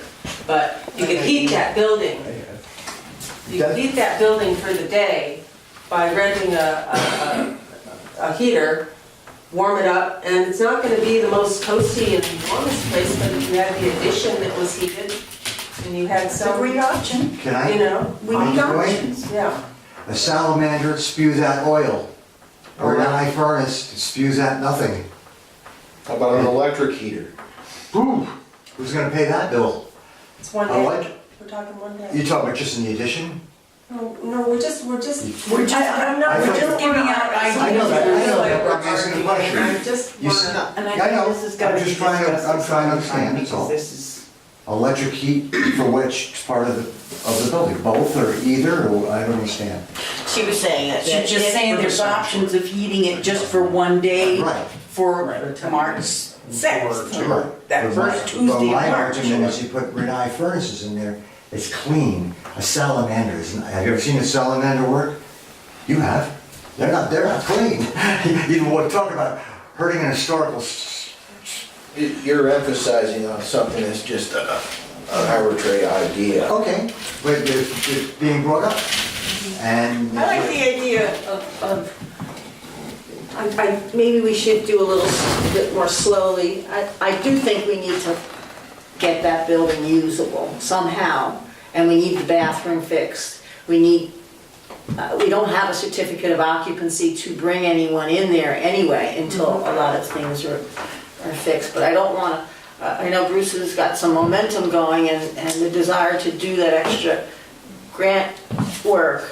I'm sort of, I don't know, I'm sort of like. I mean, I guess I have a lot more questions about what else effectively needs to be done in order to be able to use the building. Well, it has to be Even if it ADA. had heat. It has to be ADA accessible. You have to show sort of monarch. That's one reason. That you can help the people with the ADA and have a good intent to become compliant down the road. That's according to the grant. we talked about temporary ramps that you can get if you're gonna have ongoing things that wouldn't necessarily change the structure at the beginning. You know, I think there's some workarounds, but I really do agree as far as getting occupancy. If the ADA, we should investigate, do we need, before we can hold town meeting in there, do we need to be handicap accessible? And if we do, then there's a whole series of things that have to happen. Well, I think that's a question for the fire marshal. And as far as the conversation I had with Scott Bovat, he thought that we needed 2 separate bathrooms. I contacted Mike Sharon from the Bronx City Center for Independent Living, who is disabled and that's just what he does. And he says you really need to check your local situation, but the way he understands the situation, local codes meaning, that one unisex, ADA accessible bathroom makes it compliant, not 2. So I was just a little research. You don't need to have a boys and girls, yeah. Right, you don't need a boys and girls, so You just gotta make cuts the down the one, expense of enlarge it. the one that's there, maybe take some kitchen Because space. Scott- I mean, that's what it gets into, is like the entrance into the building, where the current bathroom is now, can you use the, do you want to change all those things at one time? When you're gonna make the plan to change the bathroom, do you do the ADA accessible then? Because you're gonna be working in that corner of the building, and then what are we looking for as far as cost for that as well? Well, it sounds like this is getting pretty long and drawn out. And I think we just basically, we need to do a little further research. I think we weren't planning on voting on anything tonight. We needed some ideas of what was going on. And I think we've gotten a little better idea. I still see the fact. And can I just ask one Yes. quick thing about because I think we started to maybe talk, what is the state of the septic system there? As people understand. Usable. Yeah, it's, It's you know, fully it's, usable. It's it usable, works, but, and it has a you know, fan. it's an old metal tank. There's no leach field. You know, we're talking about, So it's a dry well? Or is it there's no leach field. There's a metal tank out there. metal tank with a tube going out of it? Well, it's gotta Never be- dug it up. So do Well, we there's gotta get be a it tube going pumped? on it. Is it, I mean, do Don't we get be it? so sure of pumped out, yourself. How would it overflow, how would it flow out? You have to have a tube going out of a septic system. I don't know. Yes, unless it's a dry well. If it's a dry well, it has holes in it, it exudes the effluent. Yeah. If you have a solid 1,000-gallon septic system like I have at home, you have to have an outlet going to a leach field or there is no additional leach dry field. well. So back up just a second. I mean, you're speaking of textbook examples. You know, that could be that is a rotted out metal container that You're probably right. maybe the outflow of it has caved in, Maybe, you know, it's like, maybe. it's not an adequate septic Have system. we ever had it inspected by anybody? No, we're still trying to get the roof to stop leaking and get the building to stand up straight and, you know, so this insulating, heating, you know, it's all good, and I don't wanna discount your effort, because I appreciate that, but there's details that I am concerned with that you may not be, but I need to. That's a shot, that's a cheap Well- shot. Details that I'm not interested in, that's a cheap shot.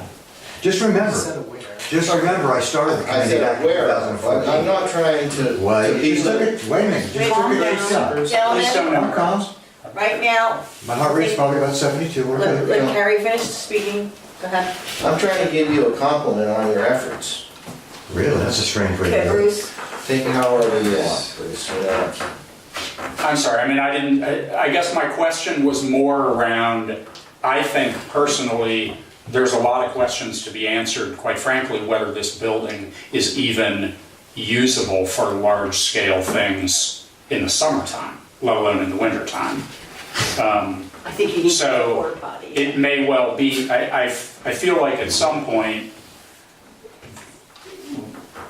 the committee, and maybe with the input of others, has to have a bit of a view of, okay, what do we realistically think the use of this building is in the next few years or down the road? Yeah. We may never use it in the wintertime. It may never be practical for it to be used in the wintertime. And It I just don't, might not you be. know, I don't want people to lose sight of all the wonderful things that have happened to that building in the last 3 years.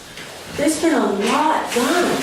That place is strong now. All of the timbers, it's standing straight. There's no ripple in the roof. All the windows in the main building have been replaced with glass of the proper era.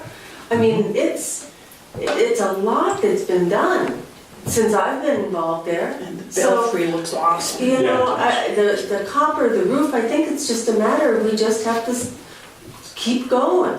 And you're right, we do need a list of, you know, what do we see as being the next thing on the list? And granted, we've been kind of quiet this winter because we really haven't had a meeting since we became 2 people and things got, you know, busy for everybody. But I believe we do need to sit down and take a look at all of the different areas, try to get an idea of what comes first, what comes next. What do we need for occupancy? To get more people Could interested. be huge. And it sounds to me like we need coherence between the people who are sitting on well, no one's on the committee right now, right?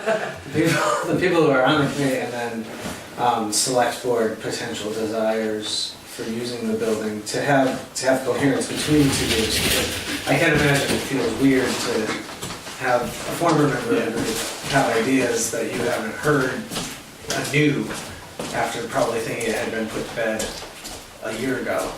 And now it's going to happen, it would need to happen in 5 weeks. So I get the surprise that they would be feeling. Sure.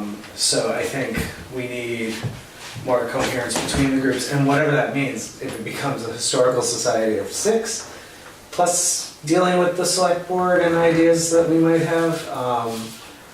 But yeah, I can see how, given septic tank sounds not good. No, well, the bathroom stuff.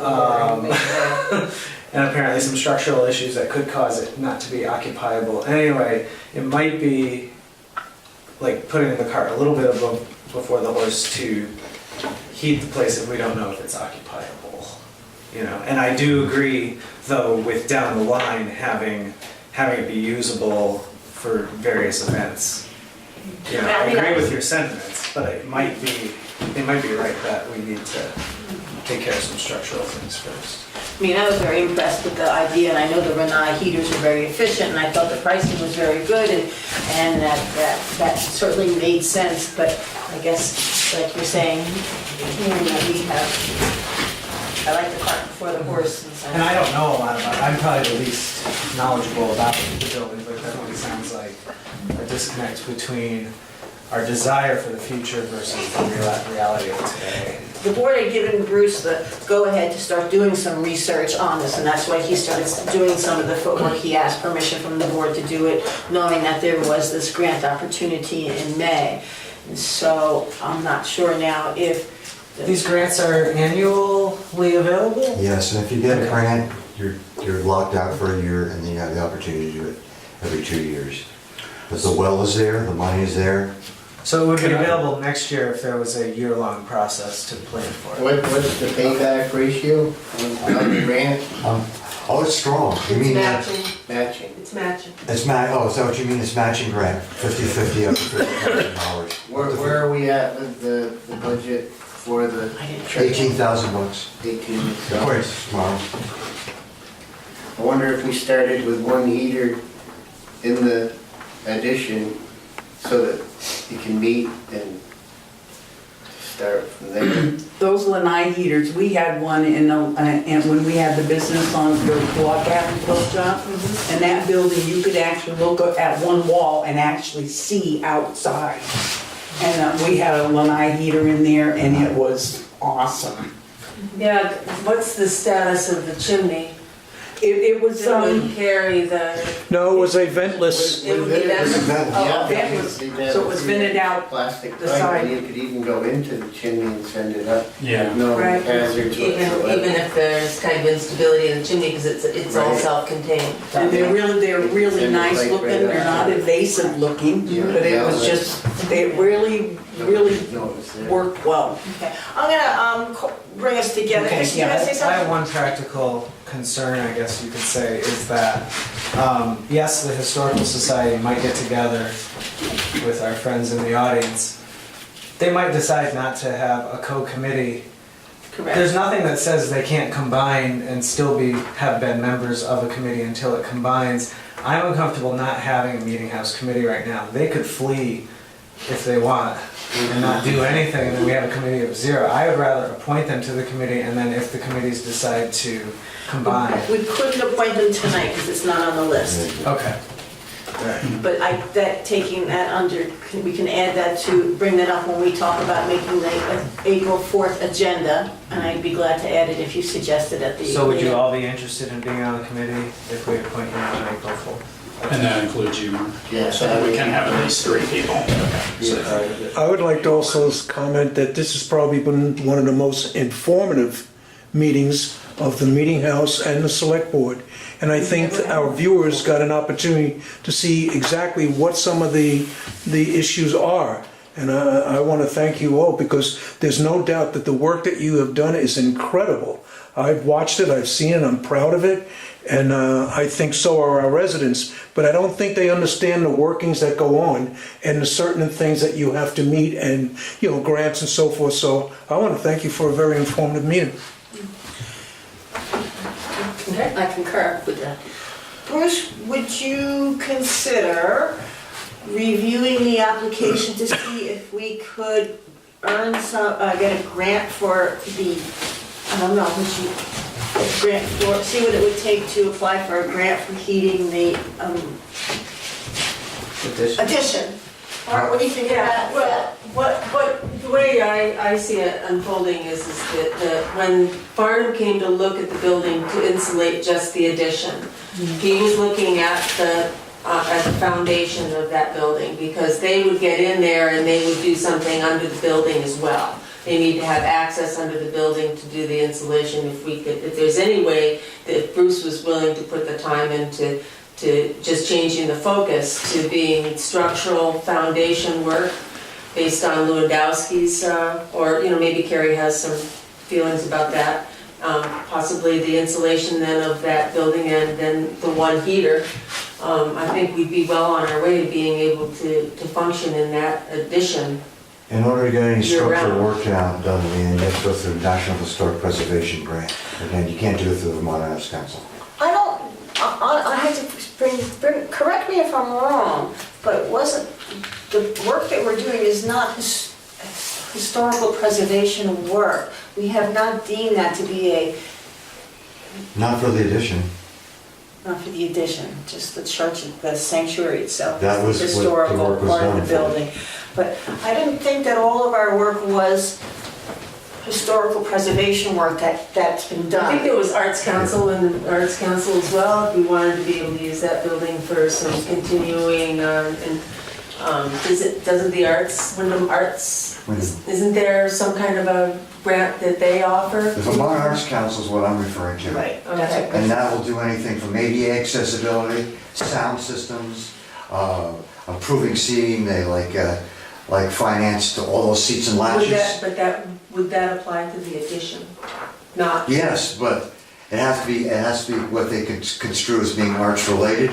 In other words, you have to show with at least two letters of recommendation how it's going to be used, and that's not hard. That's pretty easy to do. But my question here is, if we went that approach, it was said that Farnham gave a quote for the entire edition. But now you're saying that there's structural issues underneath the floor, so they can't be well, I done. think Karen might be able to speak to the, right now, it's supported, it's just that there's a lot of foundation stones that have been moved out, right, Carrie? How does that? The foundation needs to be tightened up on the addition. So To it doesn't- clarify, the addition is part of the historical building. And I'll also say that that building has been heated, the addition, without it being insulated in the past. So we don't have to commit to insulating the building. That's true. Good point, that's a good point.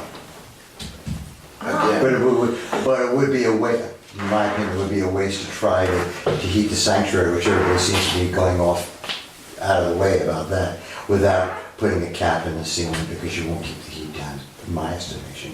And Rick Perkins agreed, he said anything you can do to help keep that heat down, it's a 17-foot ceiling. But we're not talking right now about heating the sanctuary. We've got to do a little bit at a time. Right now, we've got to get the building usable.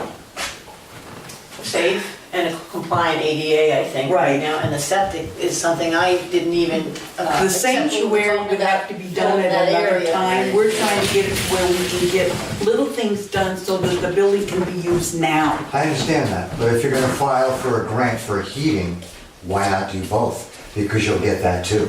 What you're doing is just saying, well, we'll take the apples with the pears. we're not ready for that. But yeah, Ready why? I still haven't seen the argument. There's been no argument to me yet that says it's hurting the historical preservation of that sanctuary. I've seen nothing. Well, setting that aside, I'll make the argument that I'm not convinced that it will make the building substantially more usable, that it's worth the time and effort and money. Really? Because it doesn't get. Yeah, honestly, I'm not necessarily convinced that if we installed heat in the sanctuary and did everything else, that there aren't so many other issues that we have to address in order to effectively use that building, that they won't just sit there unused, because regardless of the historical changes, and I'm not discounting this, because I think they're legitimate as well, but I think there are a number of reasons that it isn't necessarily a given that it's better to put those heaters in there than not do anything. That's all. All right, so let's move on here then. Bruce, what we were, are we going to go forward or not? Should we hold back? What's the pleasure of the board with looking at this grant for, that sounds like we have some doubt that we're putting, The cart before the horse. yeah, I'm Because it's not there are gonna do other us any things that good to need get the sanctuary heated. If you can't with- enter the If we door. can't use it because there's no, the foundation hasn't been fixed, there's no bathroom, there's no septic system, there's not, people that are handicapped can't get in, you can't use the building if you have no handicap, so, I think we need a long-term plan Yeah. and agreement Yeah. between Right.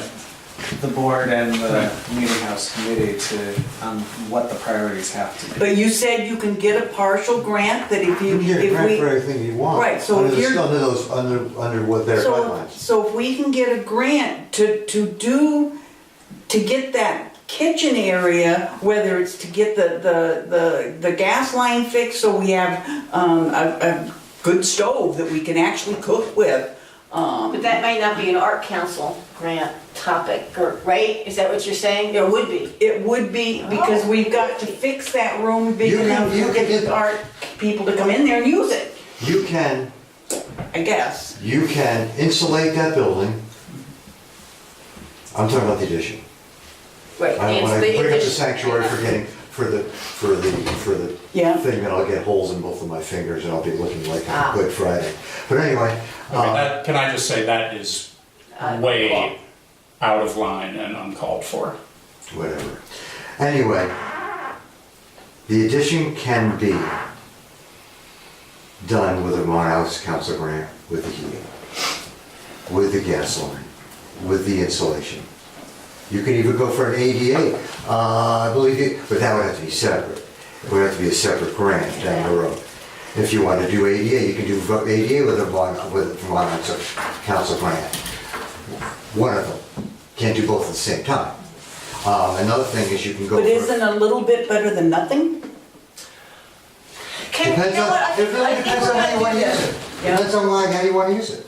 If you just want to use the addition, if you don't want to use the sanctuary, Not, you're right. fine. I think it's a matter of making it usable. Yeah, the whole thing. Getting the first zone. Can I make a suggestion? Yes, please do. Um, And then we have to move. I think we need to pull together a list of different things that we talked about tonight, all the different things. Get some kind of a order, Have it on that makes a sense. further agenda. Right, I am concerned about if we're gonna do ADA, like if we can do the ADA with the grant, there's a lot of investigation that needs to go into that, because you're talking about moving walls, you're talking about moving the existing hot water heater, you're talking about changing possibly the entrance to the building. There's a lot of research that has to be done to get those figures. That was just. So I'm a little skeptical personally on whether or not all those things can come together for a deadline in May. And I always, once you submit those things, you are promising to do those things for that amount. Yeah. And if we don't have our numbers nice and solid, we're gonna be putting ourselves in a bad position. So maybe we can fundraise other ways. We're gonna do the exit one thing. Maybe we can raise some money by different things this summer. Get all of our ducks in a row. Look at next May for a nice, solid, everybody's behind it. This is a way to proceed process. That's my suggestion. Select board?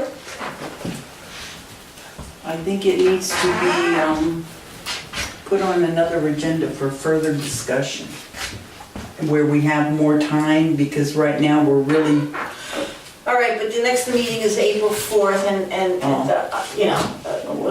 I'm just saying that we The have grant's to, gonna be- yeah, the grant, you're not gonna be able to get it done in that period of time. So, I am sort of thinking that, I hate to be the bearer of this, but maybe what Leanne said, this makes sense, that we may need to postpone. Forget it. Postpone. Forget it.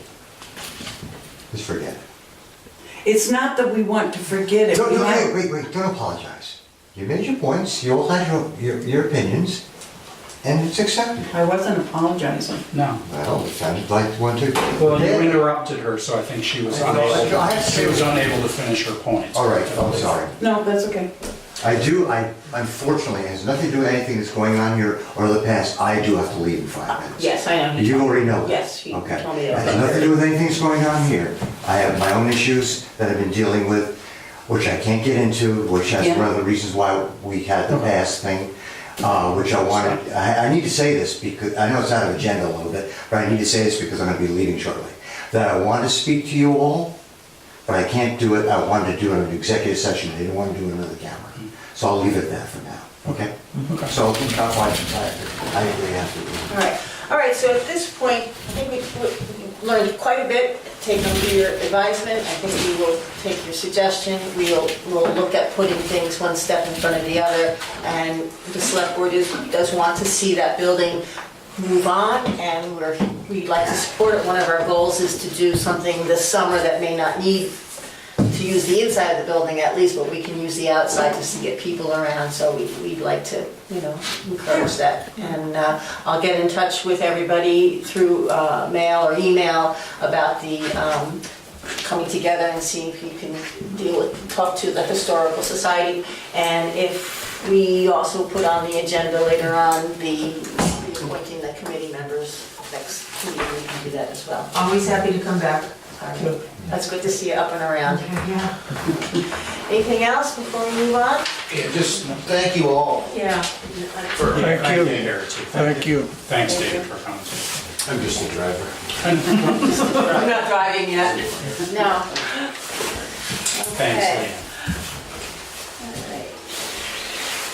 But I do thank you guys. Well, thank you.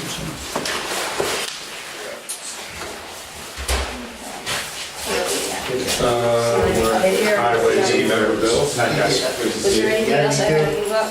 I don't think so. All No, right. Move that up. unless you want to do the town plan before Bruce leaves. Oh, yes, before you leave, Bruce, we can modify the agenda. It is sort of fluid.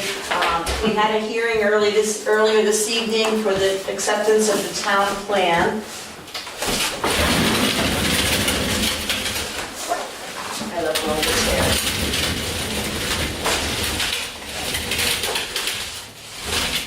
Down here at section 9B, Brookline Town Plan Hearing, Discussion and Vote on the Town Plan Acceptance. I'd like to make a motion that we accept the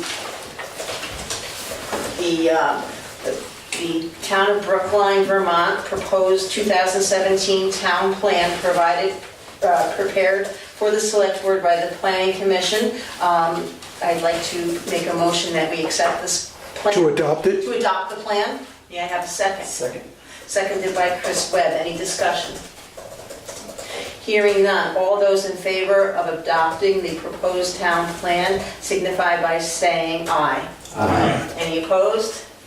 Thank you very much. The town plan has been accepted, and we will send the information, accepted and adopted, and we will send the information to the Wyndham Regional Committee for their work, and Guy Tanza is going to also send it to the state level, and Yep. we are then all in compliance. Thank you very much for that. Okay. Good night, guys. Night. You going?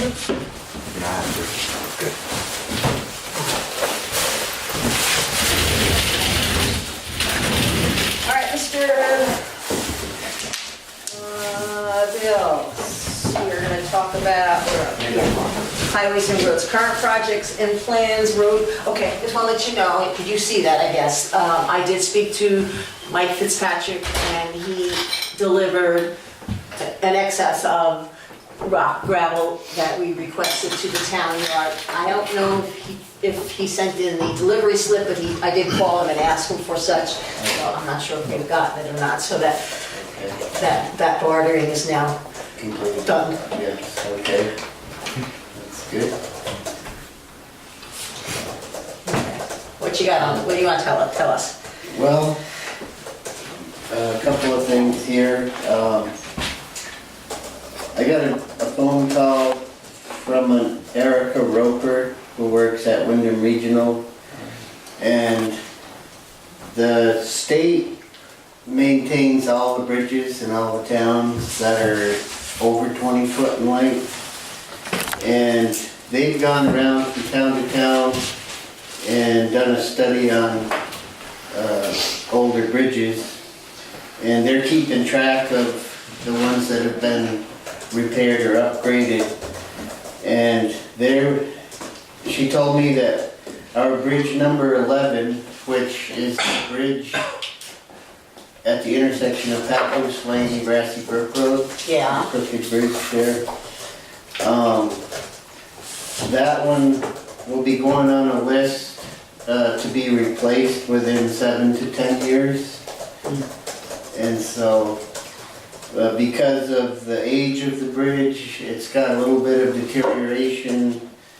The abutments are, the design, it stands on a post rather than solid abutments.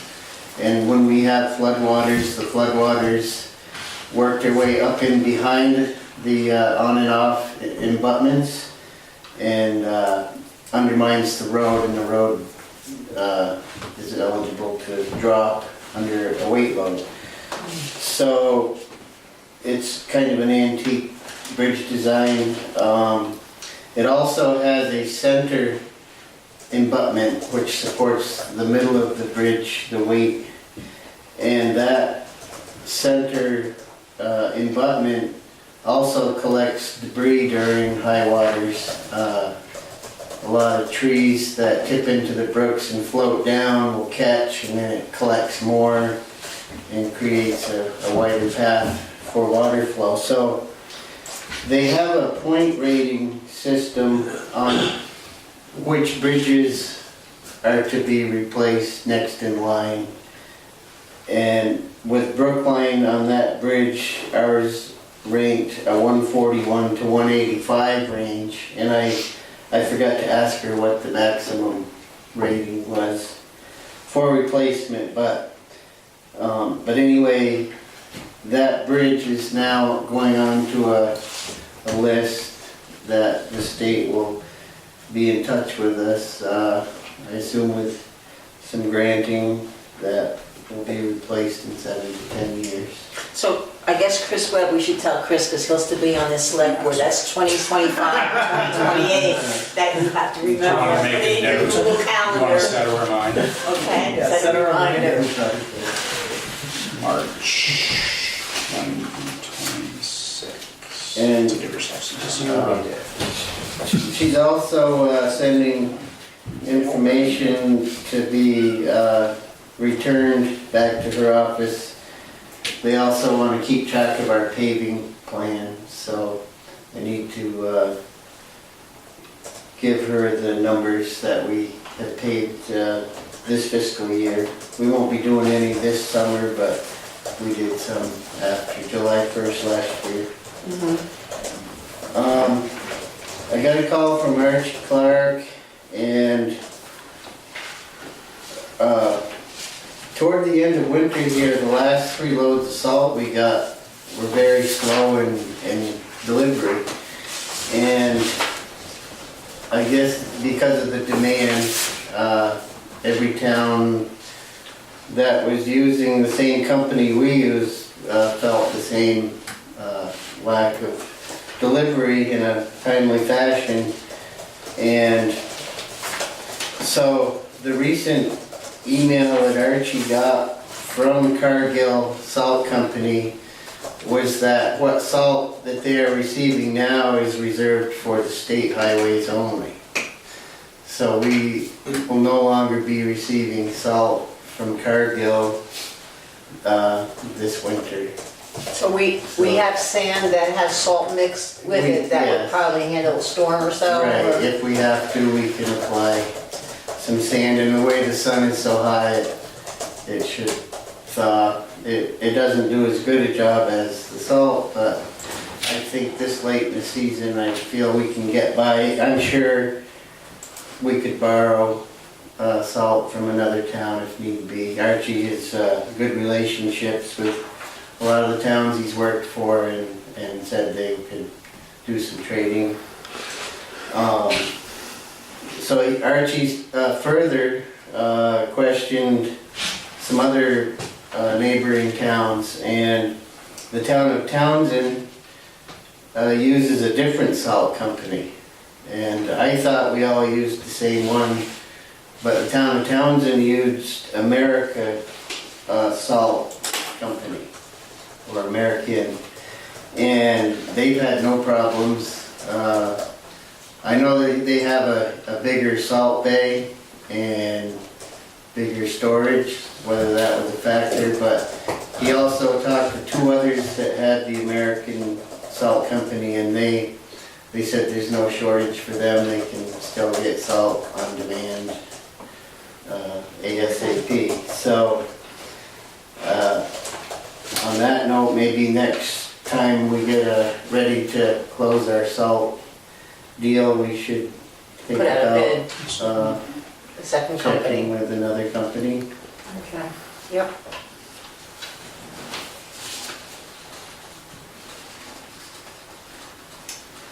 And then there was the talk of, which Dot brought up earlier, about Ron Bell not being able to be our oversee guy for the new salt and sand shed.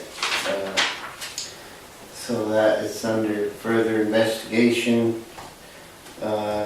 Being that it's through the state, we're gonna have To the federal government. to federal government. Down in the state was easier. If it's the federal government, there's some compliance, federal grant compliance regulations, and either we put it out for a 3-bid process, or we pick from a preferred provider list that they suggest, and Ron Bell was not on that particular list. So that's why I tabled to Ron Bell, and I spoke to Ron on the phone today and told him that, you know, That would have been an ideal.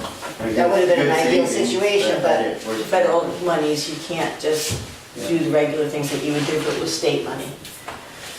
Now, the other thing, it just a quick came to my mind when Archie was talking about salt becoming more demand. I think a lot of weather is coming around through the south and then up to us, so the southern states are starting to require salt that never dealt with it before.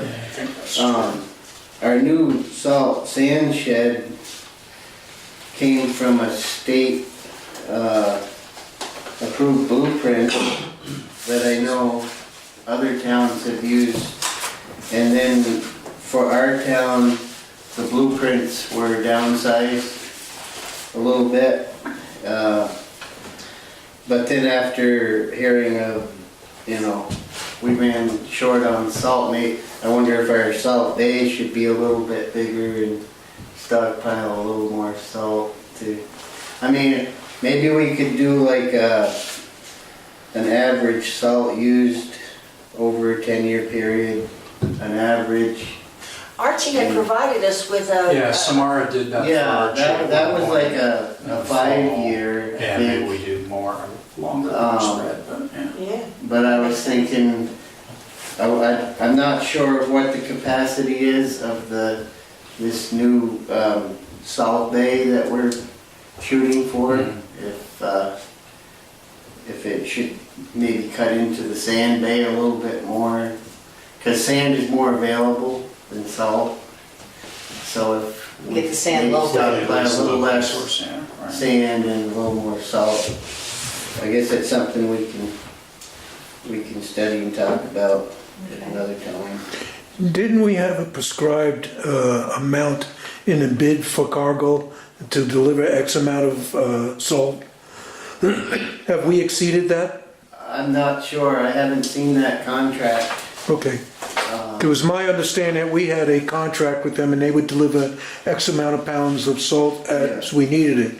And the other company we looked at last year, it was actually $10 a ton cheaper, but we elected to go with Cargill because of their, they've Right. always been. Because it's always worked well. Right, yeah.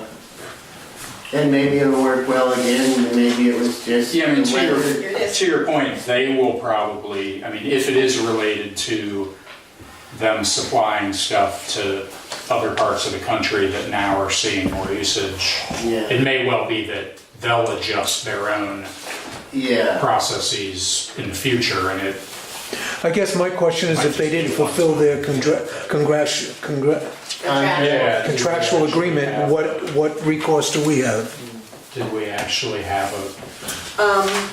I have the car bill number, but I don't have second pages of this. This is just the cover. So, It'll be in, either I have it or Samara has it, the copy of the contract that we, okay, this is the sand usage, sand and salt usage over the years, and we had gotten this. it was just a question. Yeah, Yep. right. That's a good point, though. Yeah.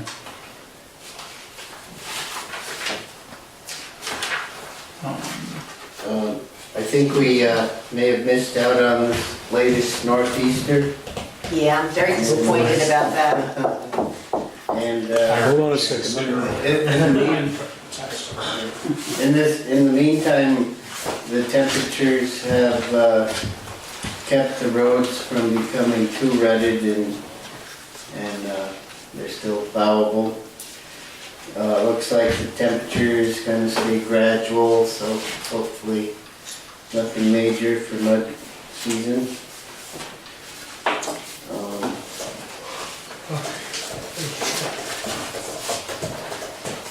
I think that's it that I have here. I was planning to take the grader out and push the snowbanks back. Something we started doing in the spring before the roads completely thaw, to get the ditches open, and it allows the road to thaw out a little nicer. So that's something I plan to do later this week. Okay.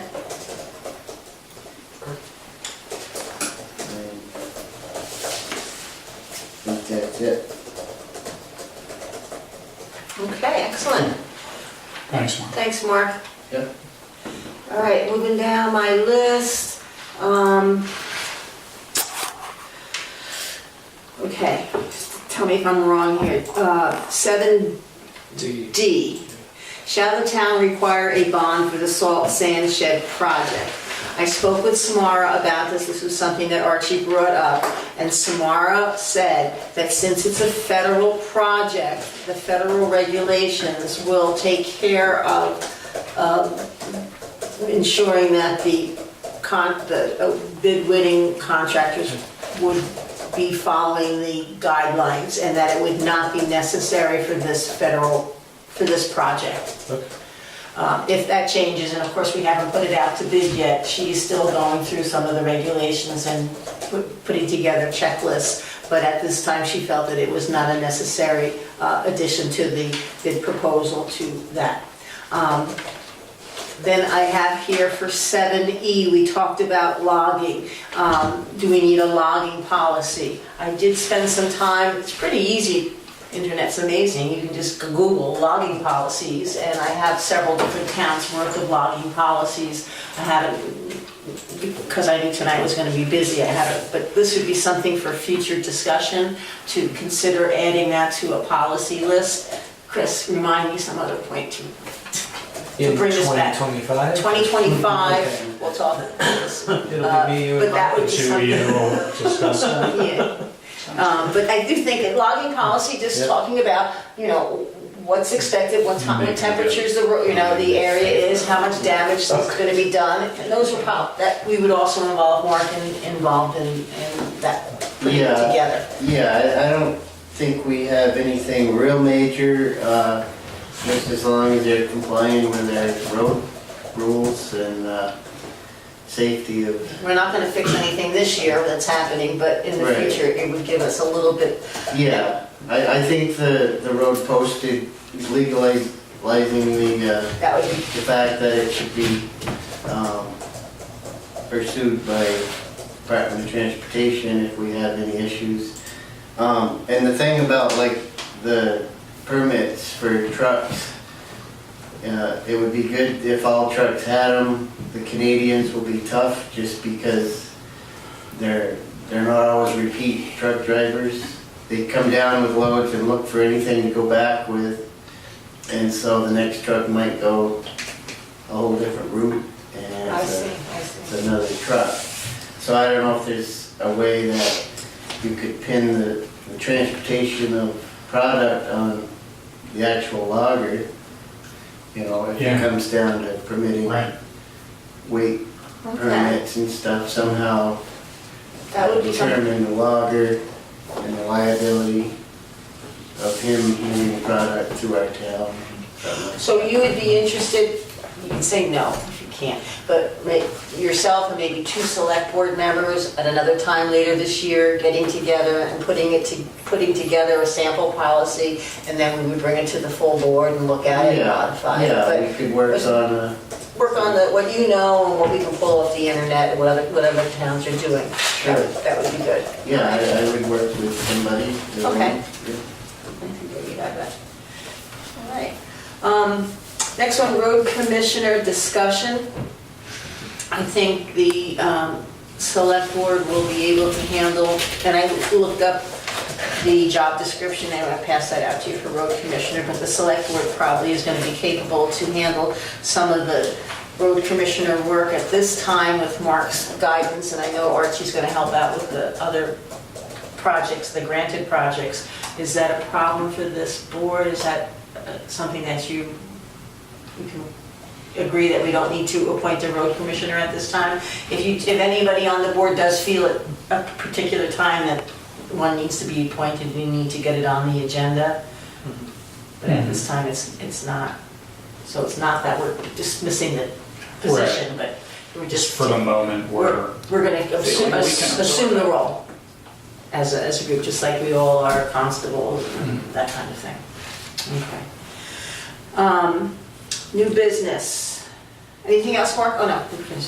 Sunny Lane Daycare improvement plan for 2018. I think that should be put until next, because it's getting 8:45, it's getting later and later and. We can certainly table this for another time. I can provide, maybe at the next meeting, I can just, we've looked at this so many times, just consolidate the one initial list. Yeah, we have your punch list. We have the punch list, yes, we have this, so we can, exactly. We'll just I don't know why. refresh our memories on where we stood and what Okay. we've done, and what still needs to be done, yeah. All right, so we can put that on the next, or in April, we'll discuss that. Review and adopt a job description, okay. All right, here is, we take one and pass it. Look at this. This as well. You wanna know your job description? Yeah, now that you've been appointed. Did you add in anything at the board's pleasure at the end? So he'll do whatever. Whatever, at the board's, yeah. Now, More copies of things. Some, I think I need 6 copies or 7 just some copies. edits on there. What? maybe you might want. Oh, that was my certificate stuff, okay. All right, so we have a job description here that there's, thank you, David, for doing some cleanup of what we had in previous, so I'll entertain a motion to accept the Brookline Sunny Lane Daycare Property Manager job description as of March 21st, 2018. So moved? Did you make the motion? That was my motion. Oh, second? I just read the bottom line of the sheet here. So I made a motion to accept the Brookline Sunny Lane Daycare Property Manager job description dated March 21st, 2018, seconded by Chris Webb. Any discussion? Any question about what's on here? No, it's the same as before. Tina asked if anything can be done weekends and nights, so as long as we, unless she requests I come in, that's it, which is fine, but most everything takes place after hours. After hours. 4 hours or on Right. the weekend. Okay.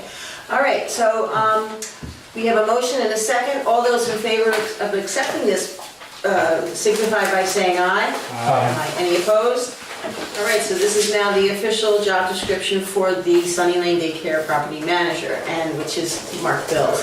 Mark, I have to ask you something about Sunny Lane Daycare. Tina gave me sent me an email asking that the air conditioner that was taken out of the kitchen be removed. I don't mind taking it to the dump or... Yeah, I could take it to the town shed maybe, once I get that load built up, put it in with what I have. All right. I put it down by the dumpster at the time, I was hurrying to get somewhere, and I spotted it again town meeting day, and I've got it by a tree behind the dumpster, but I'll remove it.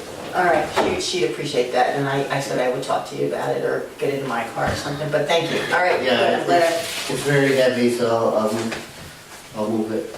Okay, very good. The job description discussed and then vote for the board members who can sign. Okay, I'd like to make a motion that the chair and vice chair of the select board be authorized to sign payroll warrants which may come due between select board meetings. One or the other? Just one. Okay. I'm making a motion that the chair and the vice chair be authorized to sign payroll warrants when they come due between meetings, select board meetings. May I have a second? Second. Seconded by Chris. I Discussion. think Yes. he was saying you need, the motion needs to say only one signature of either the chair or the co-chair. Oh, I'm sorry, I thought he was asking. No, that's what I, I'm sorry, I thought you, It took I him took out, Mr. Chair. I took out the accounts payable part of that motion. That's why I thought you were putting it back in. No, it's just one or the other to Yeah. come and sign the payroll warrant. So that's what I meant to say. So the motion is either or, Either or. and, okay, and I seconded your original, I'll second it again. Okay. So any other discussion? Hearing none, all those in favor of the chair or the vice chair being authorized to sign payroll warrants which may come due between select board meetings, please signify by saying aye. Aye. Any opposed? Thank you very much. Okay. All right, Mr. Facebook. Okay, so, thank you, Guy, for Yep. getting the social media policies from VLCT. It's, of course, not as easy as one would think. It's a good time to be interested in Facebook, too. That's another thing. Yeah, I think it would be good to have a social media policy, and perhaps when a social media comes along that isn't getting breached. That is worthy of being used. Right. right. I'm wondering Yeah. about using Facebook at this point due to their 50 million user data breach that they had in the last election cycle.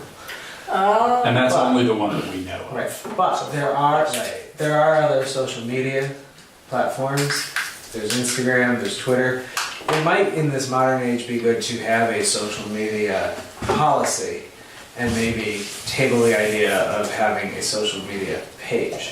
Because when you look at Twitter, Twitter does not let you limit comments. I was thinking Facebook would let you Right. make it a one-way street where we're just delivering Right. information, Yeah. but we can shut down comments so that no one can make comments because comments will get you in trouble if someone starts defaming someone and, you Yeah. know, I'm at work so I'm not on the page to delete it kind of thing. So if there's a one-way social media that exists that would be beneficial to the town, we could probably use it, and we might want to have a social media policy that's generic for the time being, just in case. As a policy, in case someone else were to say, create a page for the town, we'd be able to say, that is not a town sanctioned page, you need to take it down. We would have a policy in place that would give us those parameters to ensure that we're not being misrepresented as well. Oh, good point. Yeah. I think at this point, I think it's been assumed, or we have assumed, that the website was the official, voice of the town. And I agree that Facebook or any any social media is a good thing to have. I signed up for Front Porch, but I make no comments. I just use it to have feedback from other people. But yeah, I think of social media, it's time. Right. It's time for sure. And I feel like in that policy, I read it once, I feel like it even mentioned the town website as being part of the media policy, so it might be good to just Yeah, recheck that and see. yeah. What social media is one way? Well, you could make Facebook one way by making a page where you're disseminating information from the town, like, here's our agenda, or 'Cause you mentioned here's the Twitter, script and I'm first. thinking- Twitter is not one way because people can make comments. So the one way is Right. that you can shut down the comment ability on Facebook so that it just posts, but Right. people could probably like it but can't speak. Okay. You know, so we'll just get No, angry that- faces. Comment section doesn't show up on Facebook. Okay. Yeah. It's just a like button, but you have no But on comment. Twitter, there's no control. You'd have to be sitting there deleting Yeah. incessantly. Also with Facebook, people can like the page. Twitter would be a lot more accessible for some random person across the country to access it and start spamming us. Okay, all right. Well, would, Yeah, I mean, Mike, I guess I'll just say, I mean, and on the Facebook thing, I mean, I don't, all joking aside, I think in some ways, to your point, the structure that Facebook allows you to impose on your page would make it the most suitable thing. My concern is just, it would make it another avenue for communication that needs to be in sync with the website and anything else that's happening. And I know a lot of organizations, and am part of some organizations that started Facebook pages and don't keep them updated. So they just become more confusing because people look at the Facebook page, but half of the information is out of date. So I would worry that it's something that could contribute to that potential. Chris, would you be interested in just continuing doing a little bit more research, and if you come up with a policy or suggested ones like we did with this, you'd ask to be put on the I think agenda? that you might be able to have like a personal blog. Like I know a lot of town clerks have their own little blog kind of thing. And you might be able to use that, just like you have a Gmail account, Right. you might be able to do a blog account. And once people use that, so they can respond to your quest or your, Right. whatever it is. Yeah, it's tough with the social media for the simple reason that the town has to be extremely careful. Right. It only takes one person to create a lot of issues for us, and we saw what happened what one person did to our budget one time before. So, it's just something careful, but there's no doubt that the electronic communication is the way everything's evolving, and I think it's good for the town. Our Facebook page, our website does have a lot of information on it, and It's simple, Yeah. very to the point, yeah. and it's easy to navigate. No doubt, it's not fancy, and that's fine. But it gives anybody in this town who wants to know anything that's going on or know how to contact anybody in this town has that ability by just going on Right. any device and finding that page. Right. So as as someone who has been told that since I'm not a millennial, I don't know enough about technology by a person I work with who is a millennial. I'm too old to be a millennial. We are at the point where, as you said, if people want to know, they can find it. And now it's like, if people want to know, they hope it finds them. Yeah. So that's where the social media would be advantageous, is that I don't know what the traffic numbers are. I think it would disseminate more information to the people who aren't going to actively seek it out, but would like something so that it appears in their feed, and then they might be like, oh, hey, look. We get on the I'm average, too old now. So. we get on the average close to 800 hits on our website throughout the world. I have an analytical program that tells us what we do in the different languages and so forth and what happens. And we get a lot of people from England and, probably people who are nationalists, that have been here and moved somewhere else. But that's still, a large number for a small town. And it goes to show you Is that weekly? I can do it, I set up for a monthly, I go look at it. As- but it's important to know that everything we do is not just here. Right. We're out there in the world. And that round schoolhouse picture of a snowstorm, someone far away, halfway around the world can see that Right. and respond or do what they want to do. So It's not just me clicking to see what the planning commission dates were. Right. You folks I'm are 270 international stars. Yeah. You're international stars. You're on YouTube. And That's again, true, we are.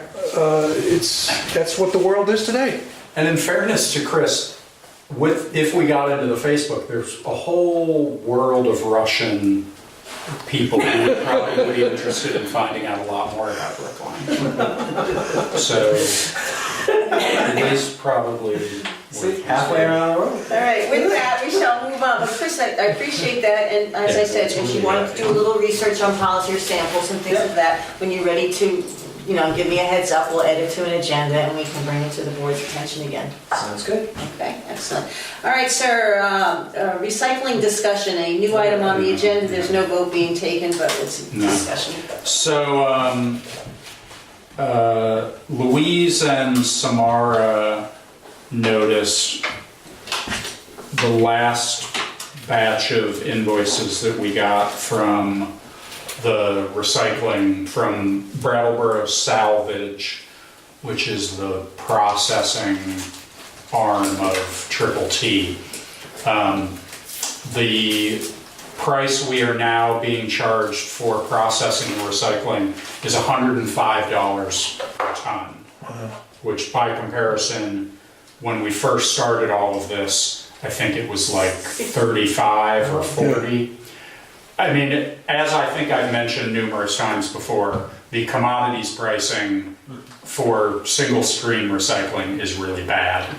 I actually think it might have taken a little bit longer than I would have expected for the price increase to hit us as badly, but the reality is we're paying more than twice as much now to process the materials as we were before. No one has any idea whether this will continue forever or spike, or nobody really knows. I mean, the good thing is it's, the bulk of our cost for the recycling is the hauling of the recycling, which hasn't changed. So with the volume we have, the processing can increase quite a bit, and it doesn't end up translating into that much more cost over the course of a year, but it's something we're gonna have to keep an eye on, obviously. And I mean, we increased the budget for next year, but I don't know, we might find that we didn't increase it enough. So it's just something, Louise sent me an email the other day because she had, rightfully so, had actually called Triple T to just confirm when she got the bill, is this a typo or is this actually what the price is? And they explained it to her, and I know from the Solid Waste Management District, because we had a meeting last week, the same discussion happened there, because the facility in Brattleboro also has all of the single stream recycling hauled and processed by Triple T, and that facility is also being charged $105 a ton now. So it's spiking for lots of people, but If you can come up with a way, you talked about taking out the return. yeah, Is that okay with the company that's trucking away? sure, they won't care, because it's, in the scheme of things, we're not gonna probably make, Right. and even if we do make a huge dent, it's fine. I mean, our volume is so low that it doesn't Yeah. probably make much of a difference with them, but yeah. Are there any other players in the field that we can see what, if we're in the same ballpark with them in regards to the recycling, picking up the recycling and... Do you mean as far as? In other words, we're using Triple T, who uses Brattleboro Salvage, and that's the team that we're using. Are there any other people that do that sort of work that we can maybe ask what the pricing is? Not in southern Vermont. No. Okay. And the thing is like Triple T, they process that stuff, but they then consolidate it and send it Yeah, to to somewhere. run- All of this trickles down from the fact that China doesn't want to buy this Exactly, stuff right. anymore, basically. Not And today. it anyway. then trickles down to Casella, and then trickles down to the people who feed into that, and then trickles. So we're basically at their mercy. Everybody's pretty much in the same boat. Okay. Ironically, or not ironically necessarily, but right now the price, and we know this because the facility in Brattleboro, the district that we're all part of, is still actually processing some materials. They're processing cardboard because the price of cardboard is still advantageous. So ironically, if that facility had never shut down the operation, it would probably be more financially viable now because the price of cardboard is so good. Okay. But we can't change that. But, so that was it. I just wanted to bring that up because, I don't know, at some point, this might become so expensive that we have to rethink whether we do it, I guess, but. Right, and bring we'll it see. to the bring it to the Yeah. voters if necessary in the future, but no, keep on top of it, I appreciate that, and I'm glad you. And like I say, it's a bit all thanks to Louise and Samara for staying on top of Yeah, this and paying they're pretty- attention to it. Pretty so. sharp tacks, we're lucky to have They them. are. Okay, all right, thank you. Moving down, we did the old business, we did A, we did B, communications, we're almost finished here.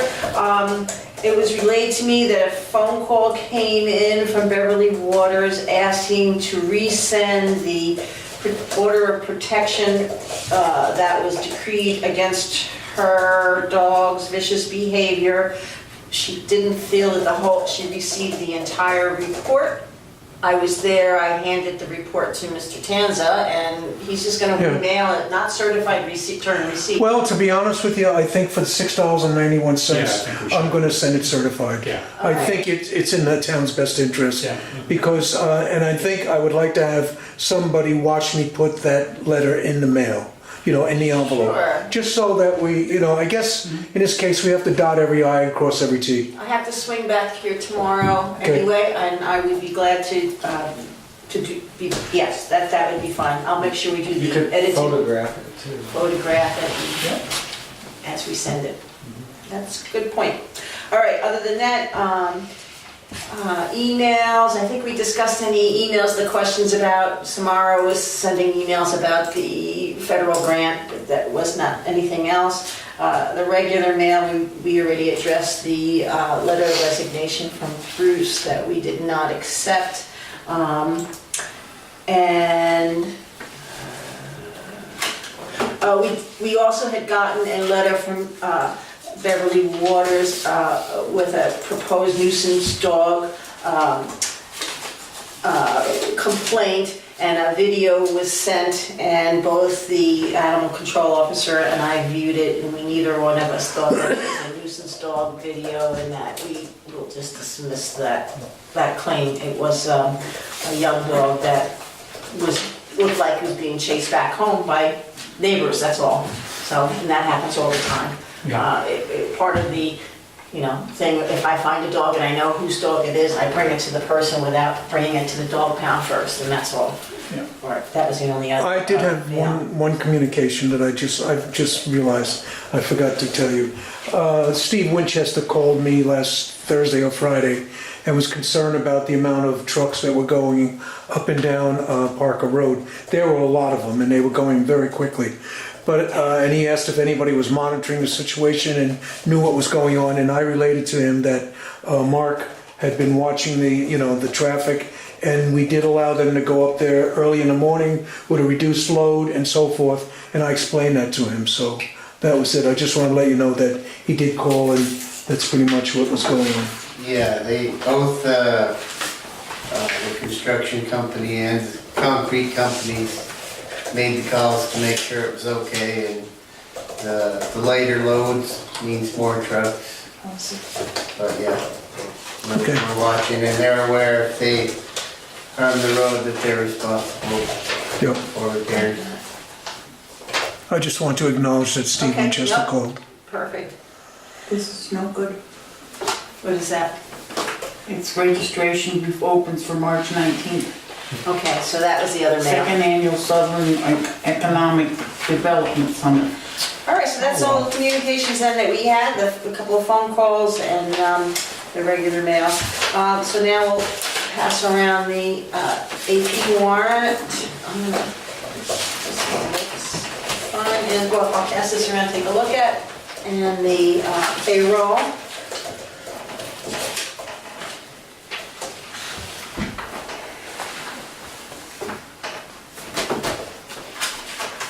Can I see the letters?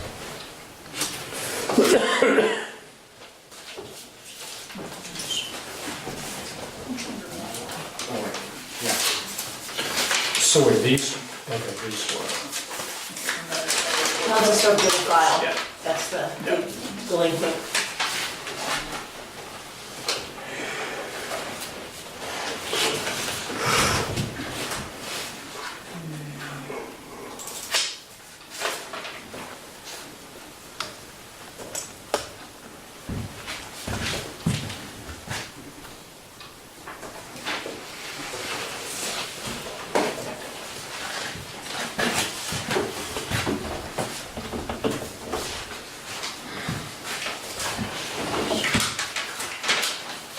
The guy.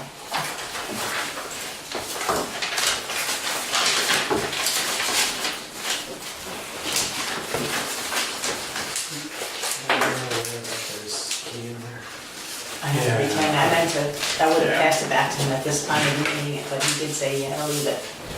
8:30. I'm gonna say goodnight. Good night, sir. Good night, Mark. thanks, Thank have a you. good night.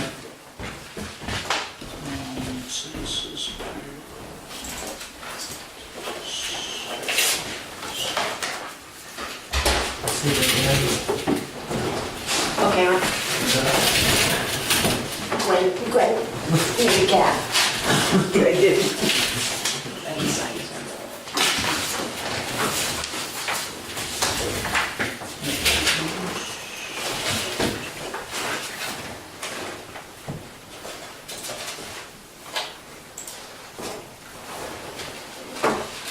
Yeah, that's what she's saying.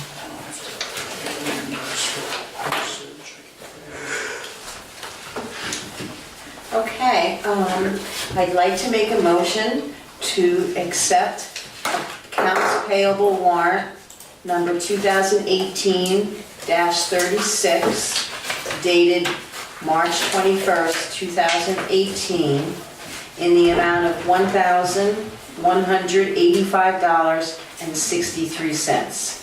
Second. Seconded by Chris. Any discussion? Hearing none, all those in favor of approving accounts payable warrant 2018-36 for $1,185.63 signify by saying aye. Aye. Any opposed? Accounts payable warrant is been approved. I'd like to make a motion that we accept a payroll warrant 2018-37 dated 3/21/2018 in the amount of $1,722.90. May I have a second? Second. Seconded by Chris. Any discussion? Hearing none, all those in favor of accepting payroll warrant 2018-37 for $1,722.90 signify by saying aye. Aye. Any opposed? Warrant is accepted. Okay, set agenda for the meeting on Wednesday, April 4th.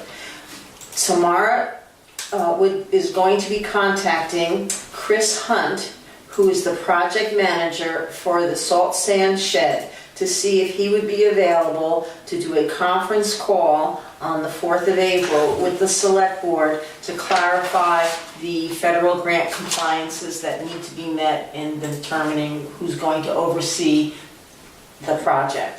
So that's gonna be on the agenda. I hope to put that on the agenda. She's gonna confirm through a phone call with him on Monday. I'll also remind you, the Rabbit Run race is on April 7th on Grassy Brook Road. What else should I put on the agenda? Appoint the meeting house committee members. Point, Yeah. Brookline Meeting House Committee. And then I emailed you, I know it's early yet, but at some point, we're gonna have to discuss that the first meeting in July is July 4th. Oh, right, July, the first Wednesday in July is July 4th. We can certainly put that on the agenda and vote to move it to a different day, July 4th meeting. Thank you. What else would you like to see on the agenda for next week? There may be for next month. We've been having meetings every week. That's why I'm confused. Do you think maybe by the 4th, maybe not, I don't know if the Historical Society might not be ready to meet them. Okay. Maybe that. Yeah, I mean, I think We're pushing on, yeah, we'll have to be prepared for the possibility that that will not happen without us moving it. moving it, but we'll see. Okay. I'll type up a sample agenda and it's still open until the Sunday before our meeting. The meeting's the 4th, so the April Fool's Day, well, that'll be Easter Sunday, right? April Yeah. Fool's Day, April 1st is when the guy can take the agenda and post it. So if you have anything you wanted to see changed or edited that I do ahead of time, that would be great. Anything else? Do you need any help with your baggage going to Florida? I don't want anybody to come rob my house now. Adjourn. I'd like to make a motion that we adjourn this evening's meeting. Can I have a second? Seconded by Chris. Yep. Any discussion? All those in favor of adjourning the meeting at 9:13 p.m. signify by saying aye. Aye. Any opposed? Okay, the meeting is over. Thank you.